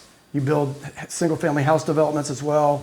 Yeah, that's right. And in Fredericksburg, I know a lot of you are working up north here, and I mean, this is right here. My house is 10 minutes away, so these are my stomping grounds. I rode my bike around here when I was a kid, and I know the area pretty well. So if you have spec lots down that way, he's your man to build. What's the biggest development you've built? 3 houses, 4 houses, 10 houses? What have you done? 10. 10? Yeah, I did okay, so you've done up to 10. Mm-hmm. And you do the land development stuff yourself too, don't you? Yeah, actually, that deal, I built the road myself. You built the road yourself with some friends from VDOT. Yeah, so his experience level's a lot. So if you're down, well, I guess what, Prince William to Spotsylvania to Fredericksburg City to Stafford to, that's your. Oh yeah, and Q-Town. We've been running around Q-Town a little bit. It's pretty interesting little town. All right. Quantico, the town of Quantico inside the base. Yep, a lot of stuff going on. All right, there you go. Thank you. Any questions? No question. Why are you moving forward with the design and building the buildings versus just selling the land as it is today? I'm open to selling land too. In fact, So you'll sell the site plan as well? Yeah, I'm talking to them about maybe they'd like to have the parking lot. I'm open to any exit at any time as we go. That's our game. Yeah. Buy the land, subdivide it, build a site plan, sell the damn site plan, be done with it. I've done that too. Yeah, it's Put pretty. your money in the bank. All Pretty right. good way to go. Good. Anything else? Any other questions? All right. I don't know what's next. All right, give me this. Thank you, sir. All right. Is that you, Richard? Oh, Richard's next. yeah. All right. Well, I'm Munif. Yeah. So I'll be presenting 5 deals.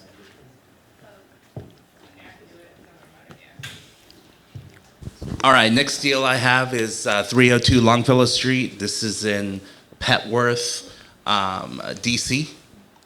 Manor Park, to be specific. It's a 4-bedroom, 2 full, 2 half bath. Above grade is 1404. Asking price is 515. This is a really good number. The ARV is 925, and the inside is not bad. So this isn't a full renovation gut where you are going to spend over 200K.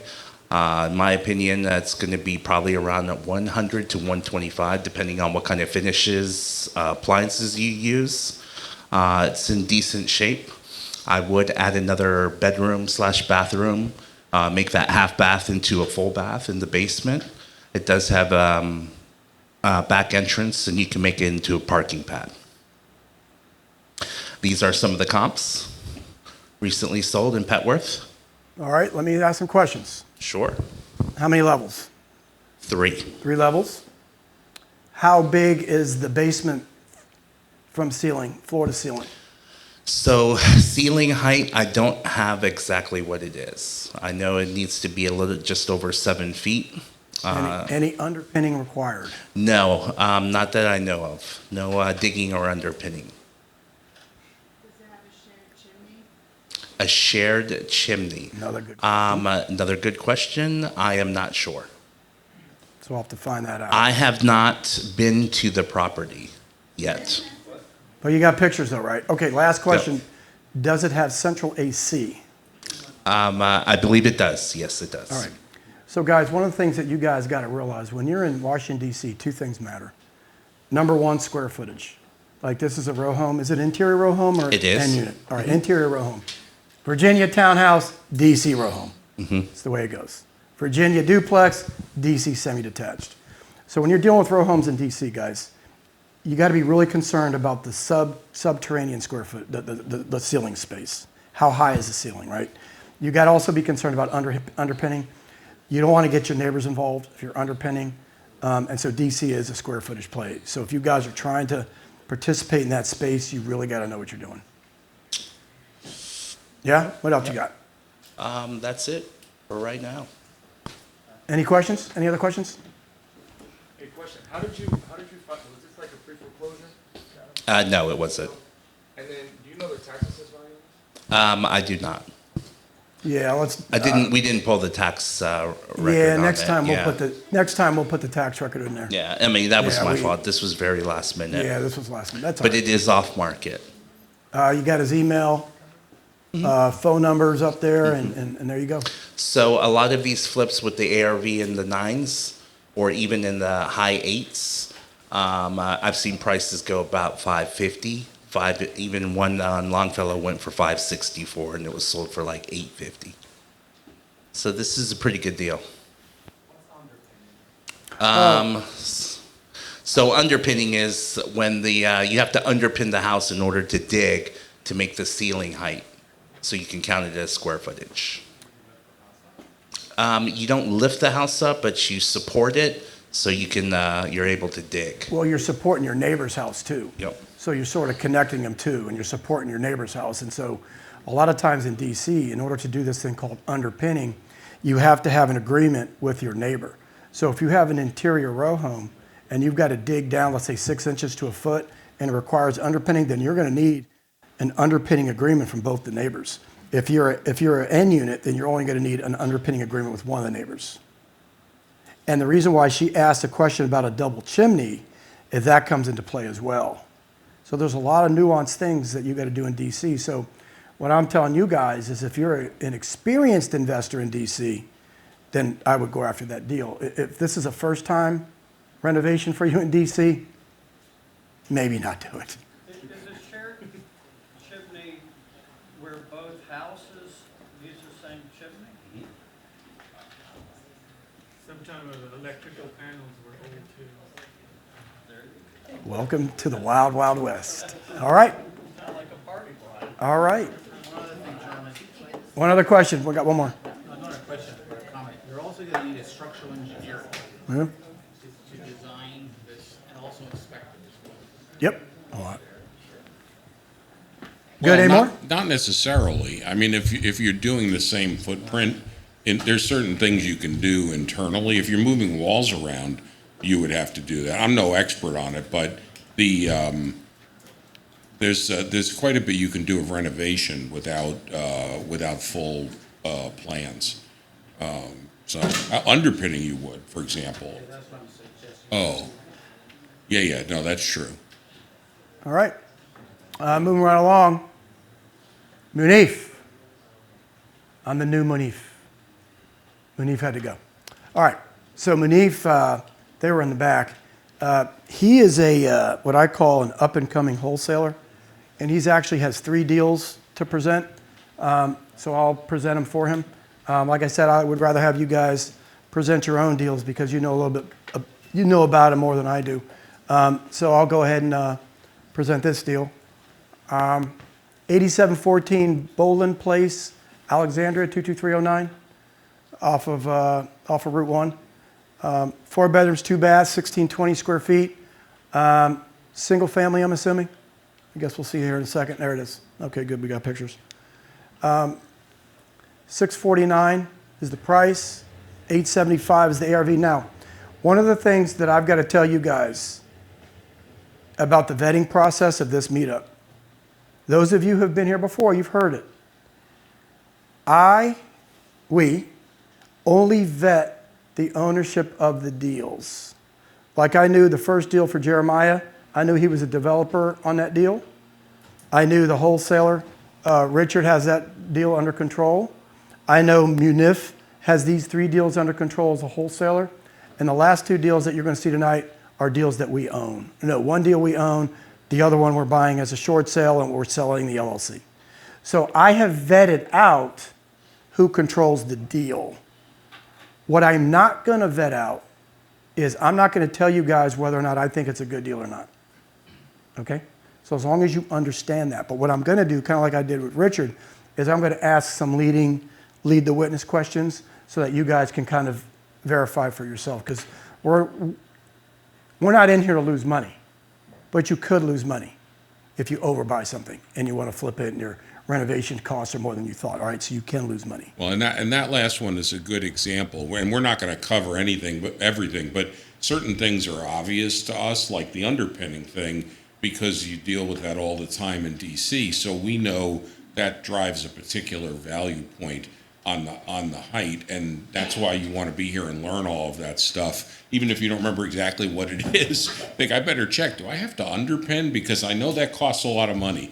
But that said, with all of these, for the right deal, if you understand what it is you're going to be paying, it doesn't matter. Maybe you do have to underpin it, but there's enough of a margin in there you're going to make money, and that's what you have to decide. Right, and so just a rule of thumb, if you guys were here at a previous meetup, we actually went through the Clear Sky rules. So in other words, I covered how much we expect to make in a DC fix and flip. I covered how much money we expect to make in a Virginia fix and flip. I covered Maryland. So I covered all these different areas on our rules. I covered lending rules for us, how we vet deals. And so I've done that in the past. So like, for example, a property in, let's say, Virginia, If we were to fix and flip this house, I would expect to make at least 8 to 10% profit margin.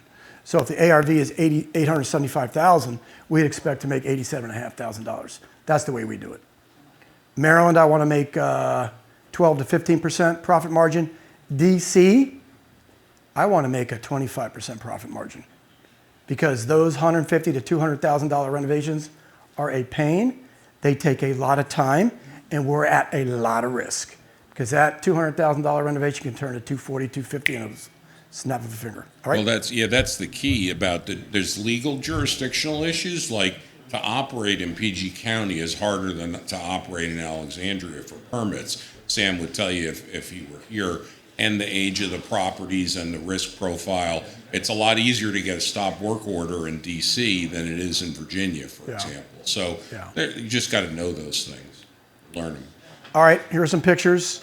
What are some of the things? The other thing, guys, you guys got to realize is there's nothing in the renovation cost. I don't know why. Did we not? Where'd she go? Sarah, we didn't, Minnie didn't put it in there. So what we're going to do is, that's a picture of the house. Looks like you got an unfinished storage room. That kitchen's got to be thrown away. I'm assuming it's probably going to need baths and a kitchen, so you're going to need 2 full bath renovation. You're going to need a kitchen renovation. It looks like it's a Cape Cod. I mean, it looks like a normal house in 22309. So just off the top of things, Giovanni, what do you think? 90 to 100 grand renovation? You still here, Giovanni? Put you to sleep? Pictures, brother. Maybe 90 to 100,000, but that's a guess. Give or take. So you got 875, 100,000. You're in there at 775. You need to make at least a $75,000 profit. You're in at 700 grand. He wants 649 for it. You got buying, closing costs, selling, closing costs, and holding costs. Might be okay. I don't know. But that's how you evaluate these things. I think you were going over an evaluation practice earlier on how you evaluate these deals. But all right, so that's his deal. Deal number 1. Deal number 2, 6420 Spring Terrace Falls Church. Now, I got to caveat this, guys. He's asking $720 for it. They started out at like $820 on it. They've reduced the price. Don't know why. I haven't really seen it, but the ARV is about $1,075,000. Again, I'm not vetting these deals. I'm vetting the ownership of the deal, that he has control of it. All right, you guys are going to have to do your own work. Deal type is a fix and flip. Munif's a wholesaler. Get on his list. That's his number, his email. Where's that? Falls Church. Just look. That's your grandma's kitchen. So I guess you probably want to keep that. Why renovate a kitchen? It's a classic mid-century modern. You don't kitchen. want me. By the way, you don't want me presenting your deals. That's grandma's bathroom. That's the old detached 2-car garage. I don't know what you do with that. Maybe you make it into a accessory dwelling unit. You rent it out. Who knows? But that's what the house looks like. I don't know if we have a square footage on it. 1921 square feet. This looks like a heavier renovation than the one before that is. Guys, this needs everything. I don't even know if this has central AC or not. So my guess on it's 150. It's a guess. I mean, I see a baseboard here, but my guess is 150 on the renovation. Here are some comps. I mean, there are comps that support this value. This one's 1.1 million, 2020 above grade. This house is 1921, so it's close in square footage. You got a comp for 1.1, you got a comp for 1.095, and so okay. So I think his ARV is close enough at 1.075. It's close. And always remember with wholesale deals that consciously and even subconsciously, that wholesaler is going to want that ARV to be high. And again, consciously or subconsciously, you sort of dismiss the lower number ones and you like the higher number ones, and you really need to evaluate, how comp is a comp. Yeah, but they're legit, but you're going to do your own due diligence on your own. That's a good question. What's the zip code on this? 22042. Yeah, 22042. 22042. Yeah. Yeah. Similar comps. That was 1940 built. That was 1950 built. I don't think we have the year this one was built. No. All right, we'll have to provide more. But that's Munif. That's deal number 2. Okay, any questions for the guy that does not know the answer? Huh? Built in 1945, thank you. I knew that, no I didn't. All right, next one. I think we have another, 10705, 10705 Ames Street, 22032. This deal just came out today, like 2 hours before this meetup, right? We had to get it in here. So this came out about an hour or two before this meetup. Single family house, 3 bedrooms, 3 baths, 3,200 square foot, 2-level split. He's asking $659. Now remember guys, the ask, it's ask OBO or best offer. So he's looking for $659. Again, his role on this is a wholesaler. This would be a fix and flip. That's what you wanted to do. Obviously, you can keep it as a buy and hold. ARV, he's saying, is about $900,000. So there is room in it. That's what the house looks like. Again, keep the kitchen, keep the bathroom. You can sell it for $1 million, right? Unfinished basement. So this one, again, it's going to be another heavy lift. You do them all the time. What is it, 150, 175? About that? We don't know. 150 is close. It's about right. I mean, when you're looking at these numbers, 659 plus 150, do the math, 900, might be a pretty good deal. I think he provided comps. Let's look at it. Do we have square footage on here? Yeah, 3,200. There's a 945 comp, same zip, 22032. Looks like this might be a little bit smaller of a house. I don't have the tax assessment on here, so I can't really compare apples to apples on this, but that's a 945 comp. That's a decent renovation, and that's the only comp he supplied. 659, 900. All right, any questions? Good? That's MUNIF. All right, deal, I think that was deal number 5. The next deal actually, Trevor, are you here? Trevor, you still here? You're back and back? All right, you might want this one. This is one I think you are interested in. And so this is the one that I went a little bit further on this for you guys. And so what this is, 315 East Cold Spring Lane. What that is that's a house that we have, and this is good learning too. This is a house that we have under contract as a short sale. It's in what's called a single use entity LLC. So the LLC that's buying it is 315 East Cold Spring. It's literally within walking distance to Marymount University. Marymount University of Maryland, you know that area, right? Yep. You can literally walk there. Okay, and I'll show you pictures here in a second. We're asking $325. I've got comps that support $550. The renovation, if you're gonna fix and flip it, is $90 grand. The rental grade is $30 grand. It's either a fix and flip and or a buy and hold. We're the contract owner. Walking distance to Loyola University of Maryland. And I'll show you not only the sale comps, but I'm also going to show you some rental comps, and I'm also going to show you a loan builder that we would lend against it. This is the house itself. The background of it is, it's an estate. Parents died. It was a reverse mortgage. Giovanni, I think you saw this deal in the past. It's a reverse mortgage. It's with PHH. We've got the short sale approval on it. It's got to close by September 30th. If none of you guys pick it up, then we'll probably end up renovating ourselves, but we're gonna fix it. We're gonna fix and flip it ourselves. We're not gonna keep it as a buy and hold. I know you've got buy and holds down there that you might like it. All right, that's that. This is a comp, 595. Loyola, Notre Dame is right here. This is a little bit further away. This sold at 595. Now this house is a little bit bigger. Address is 4404 Eastway in Baltimore. So it's not a bad comp. It's 3 bedrooms, 3.5 baths. So it's very similar, but it's a little bit bigger in square footage. So you're not going to get 595. And I got 2 more. I've got 501 Wingate. I don't have the maps to show you where it is. I got 337 Paddington at 510, 575. Very similar. This is a smaller house. That's a smaller house.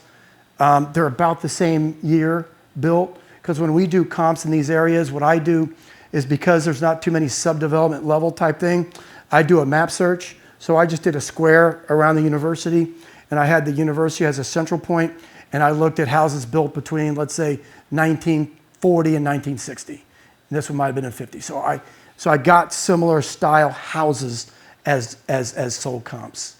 699 active under contract. This one closed at 611. These are all close to the school. So the comps are out there. Now, the next thing I did is I gave you some rental comps. This house is a little bit bigger. That rented for $3,500. Now, the thing about the house that we have for sale is that you could room hack it. You can house hack it. So if you wanted to rent it out to students at $1,000 a pop, and put a bedroom in the basement, you might be able to get $4,000. I know you have experience with that. All right, so but these aren't house hack kinds of comps. These are straight 1-year rentals, okay? $3,500.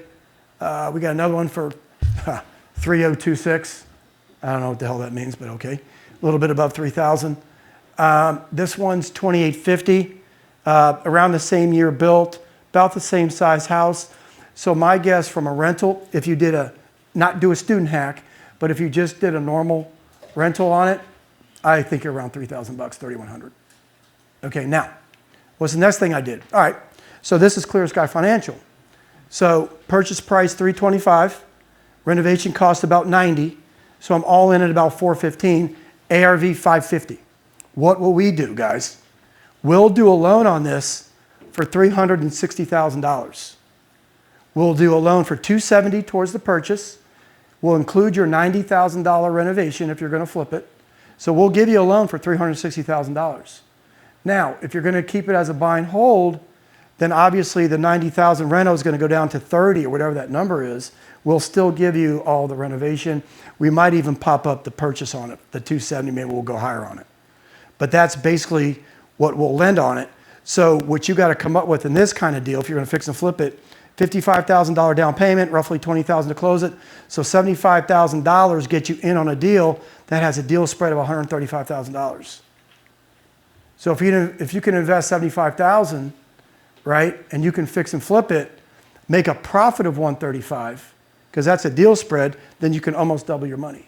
So it's not a bad deal. Something for you to think about. Something for all you guys to think about. But you specifically, I thought, because I think you reached out to Sam on this.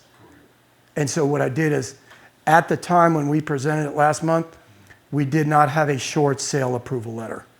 I now have the short sale approval letter. So what we're going to do is just we're going to sell the LLC. We got it under contract. We'll sell the LLC. We'll also fund it.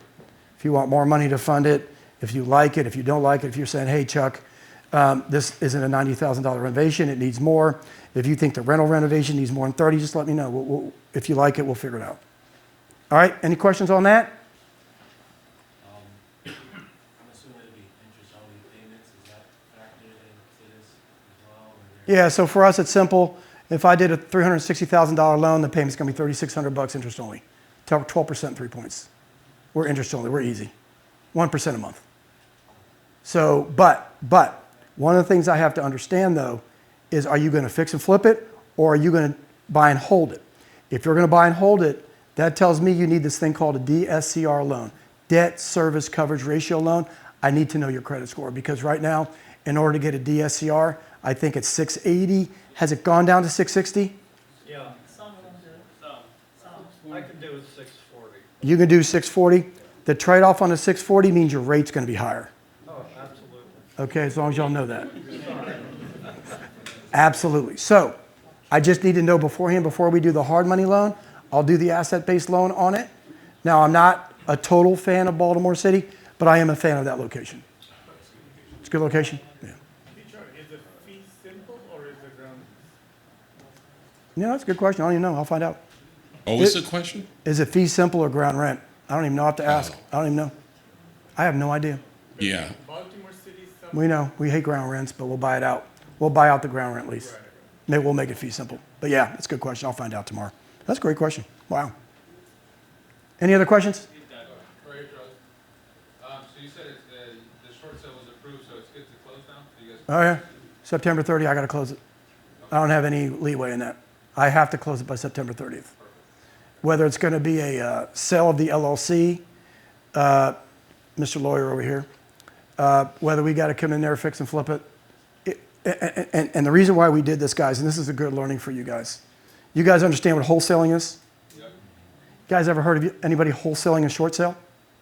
Well, you have now. Because If you get a short sale under contract with your name and it gets approved and you want to wholesale it to, let's say, Hector, but the name has to change, you have to go through another pre-approval letter from the bank. In this case, since it's a single-use entity LLC, we have the pre-approval letter in that LLC. The only thing that changes is the operating agreement of the LLC. Different operators, different managing members. The buyer does not change. There you go. Genius, right?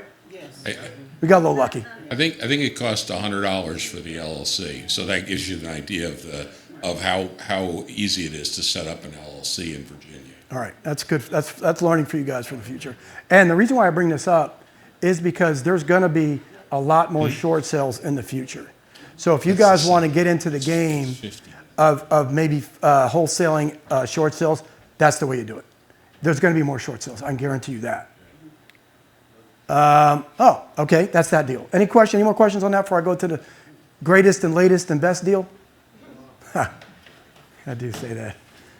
Maybe for some of you Now, you know, guys. Charlie, this is where my TN personal affection kicks in on this property. So treat it nicely, please. Sam, my partners Sam and Laura are moving in. They're moving into this. All right, let's talk about the deal first. Okay, this is not for the faint of heart. I'm going to caveat that. You have to, this might be a Giovanni deal. This might be a deal with a contractor who's not scared of full gut renovations. And this house has an indoor pool? Well, no, actually, the water drains. But let me just say, it's not a full gut renovation. No, that has an indoor pool. It is not a full gut renovation. We have, in fact, gutted it. Thank you. Yeah, it's a full gut build, I think is accurate. All right, let's talk about it for a second before we move on. Here are the numbers. ARV's 500. I've got a comp to show it, 500. It's in DC, right off of 295. It's about 2 miles from the new Commander Stadium. These areas are already starting to go up. Lily Ponds, we had a house in Lily Ponds. I don't know if you guys know where Lily Ponds is. It's off of 295, right next to the Anacostia. It's within the walking bridge to the new Commander Stadium. We had that thing on the market for a day, and it sold at our price in a day in Lily Ponds because of that stadium. And we closed it like 2 or 3 weeks later. It was a fully renovated house, though. Savannah was a week. And Savannah was another one was Savannah a day. was near Deanwood, yeah. So Ward 7, if you guys aren't familiar, Ward 7 and Ward 8 are popping, okay? But if you can get in on good prices, okay. ARV's 500, renovation cost is 200, price is 150 or best offer. Ed owns this deal. Well, we own it. We own it. I found it. My name and contact's in here. You guys call me up. This is what it looks like. It is 3 levels. We do have the plans. I don't remember, are the plans approved? I think so. They're getting there. But if not, they would be So we have shortly. architected plans. This is your bottom, middle level, top level. It's got your roofless, there's your skylight. Can you guys see that? Well, and let me say, to turn on the marketing hat, we've had a bunch of these in DC that we've done. We're getting lazy in our old age, but for example, Dubois was a property that just like that and has good bones, brick and cinder block and whatever. But what's nice on the outside of these, they're absolutely gorgeous. I mean, literally, they're not just renovated; they're new, and people love them, and they look nice at the end of the process. The question is managing your expectations and your costs, and it can be a very good deal.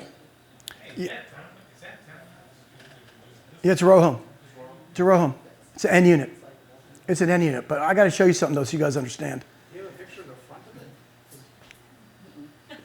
I don't even know what the front is. There's your front right there. I do. It looks normal. Yeah, that's okay. My wife's grandfather literally lives in St. Street. Oh, I got a buyer. You possibly do. So this is the front. Okay, let's talk about it for a second. This is called blighted status. Washington, D.C. has 3 different tax codes. It's got normal property tax, it's got vacant tax code, and it's got blighted.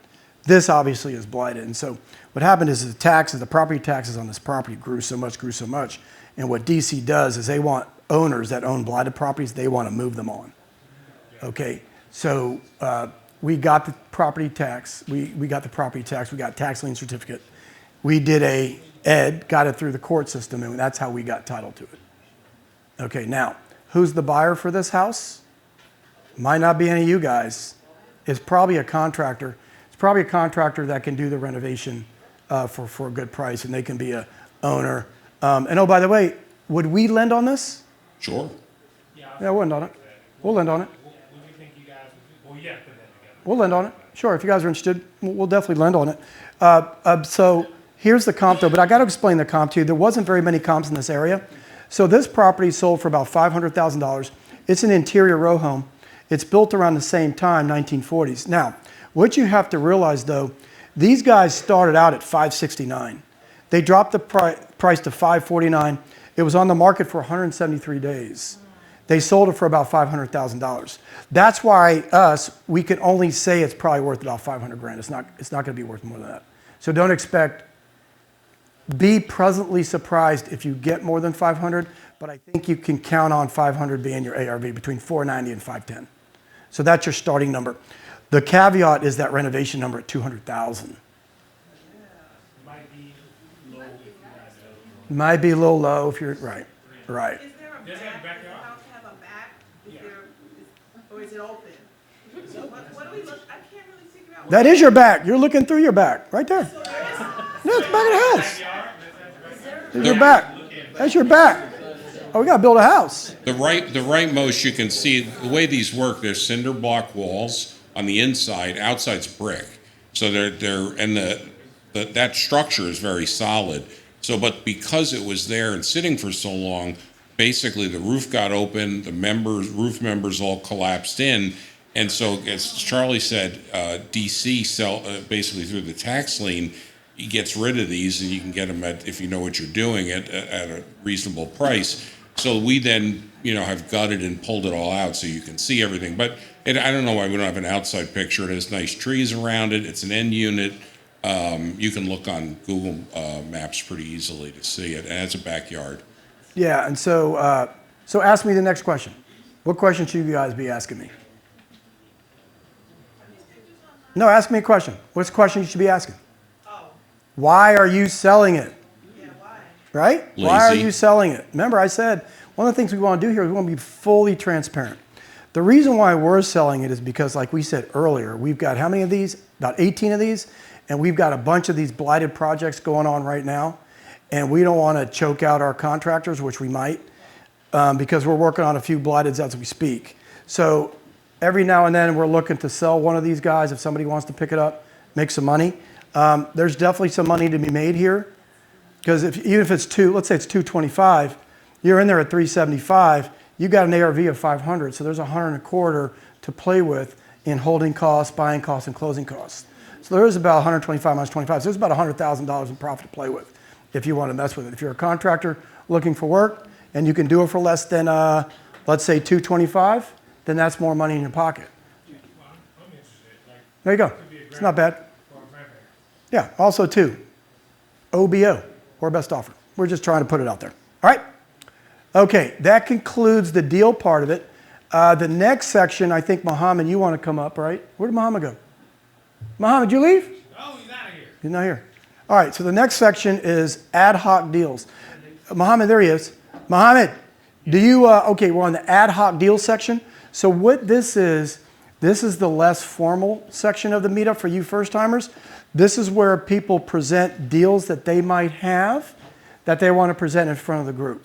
And so you guys are more than welcome to do it. Does anybody have any deals? I know, Mohammed, you want to do yours, right? Yeah, just a small. So Mohammed has one. Does anybody else have any? You got one? All right.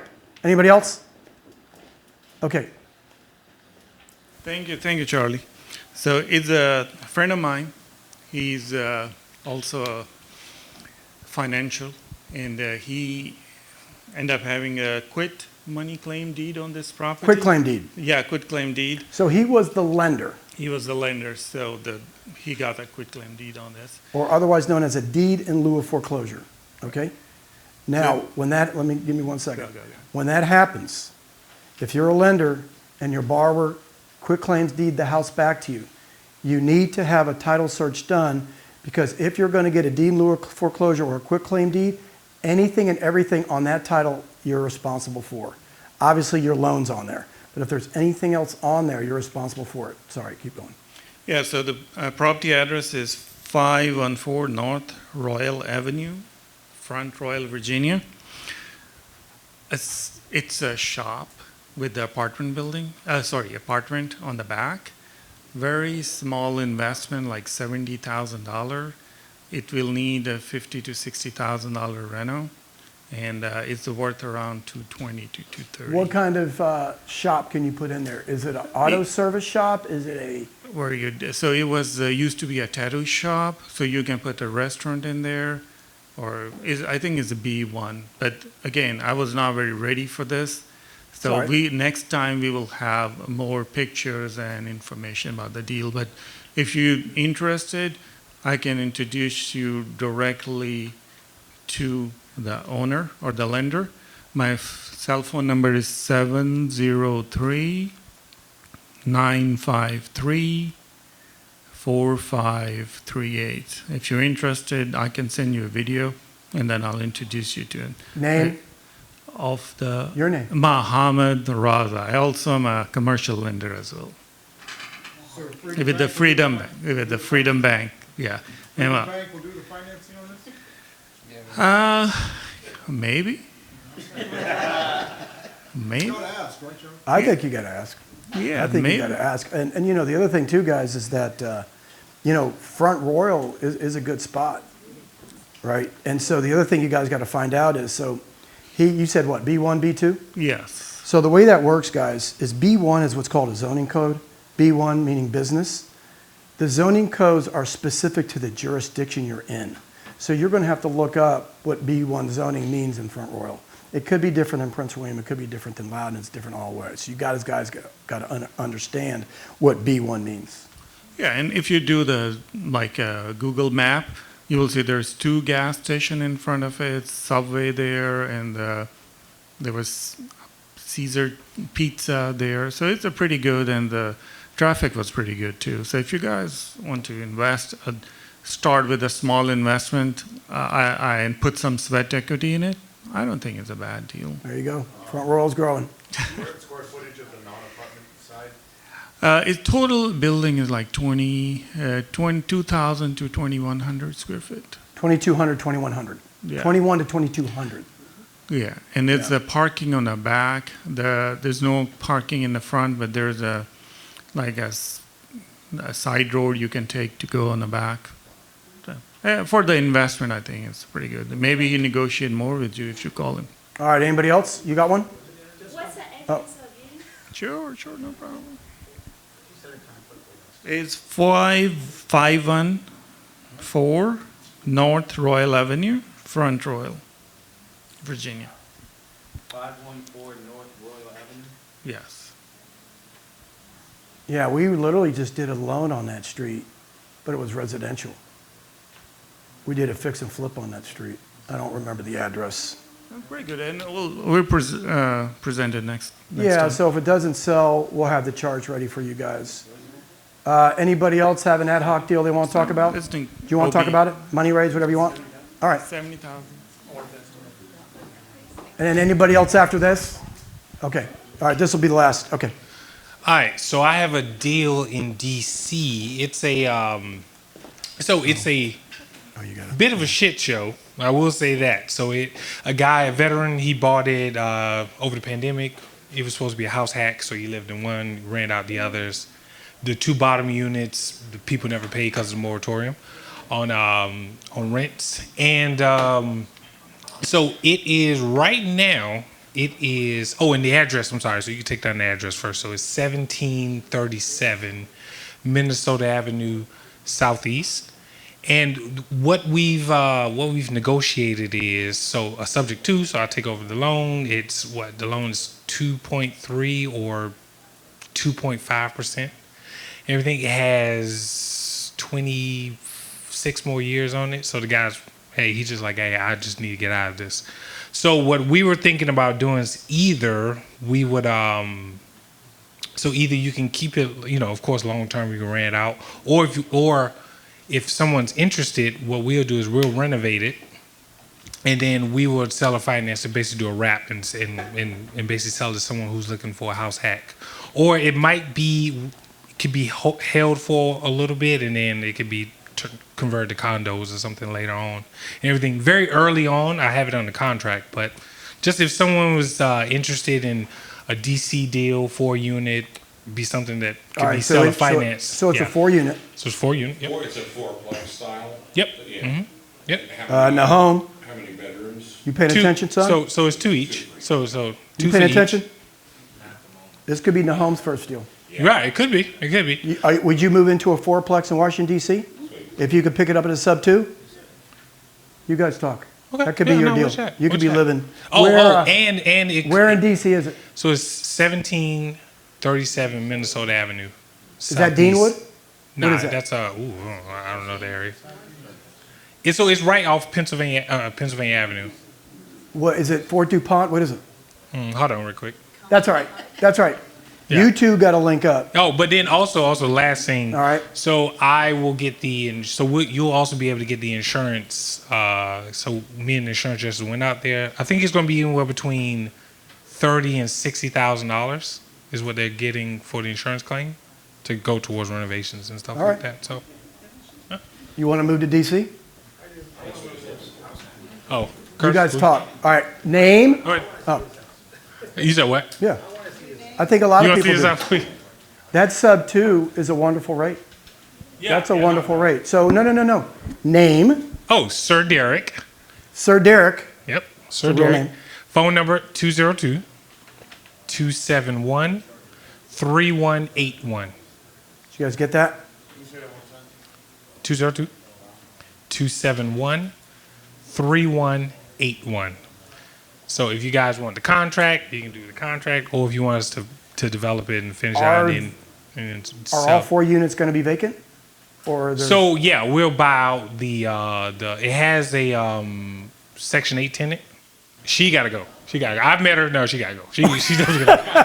She gotta go. She gotta go. Yeah. So she gotta go. The lot can't- is, I think, 6,000 square What? feet. Serve Toka on that tenant? Yes. She's already been served that. So she signed that for, I think it was like a $5,000 fee and everything. That was before. That was before.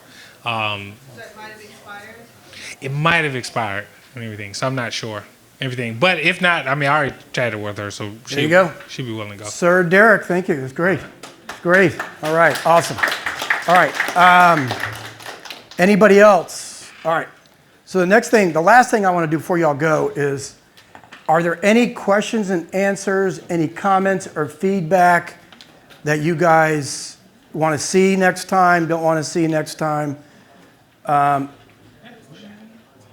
Curtis? It wasn't at your last speech because I was on vacation, but the prior ones you had some way of the audience scoring. Oh. Good score, and a good opportunity. I think that's helpful to them. You like that? All right, Sarah. Sarah, we need to score every single deal, get their feedback. Yeah, that's very helpful. Yeah, I like that. So we need to score them next time. All right, we'll put that in there. We'll put that back in. Oh yeah, you did that last time. Yeah, we've done it a few times. Another thing you did on one of the deals, you showed how you might finance it. I think that might be helpful on a couple of them. Very good. Okay, so remember that. Okay, we'll do that. We'll put in the spreadsheet. We'll finance it. Sure. Anything else? That's good. No, we guys, you know, this is our first time doing this. So the more feedback, the better. Showcase your deals. There's our podcast. That's me. Reserve your spot. We'll see you next month. Thank you for coming.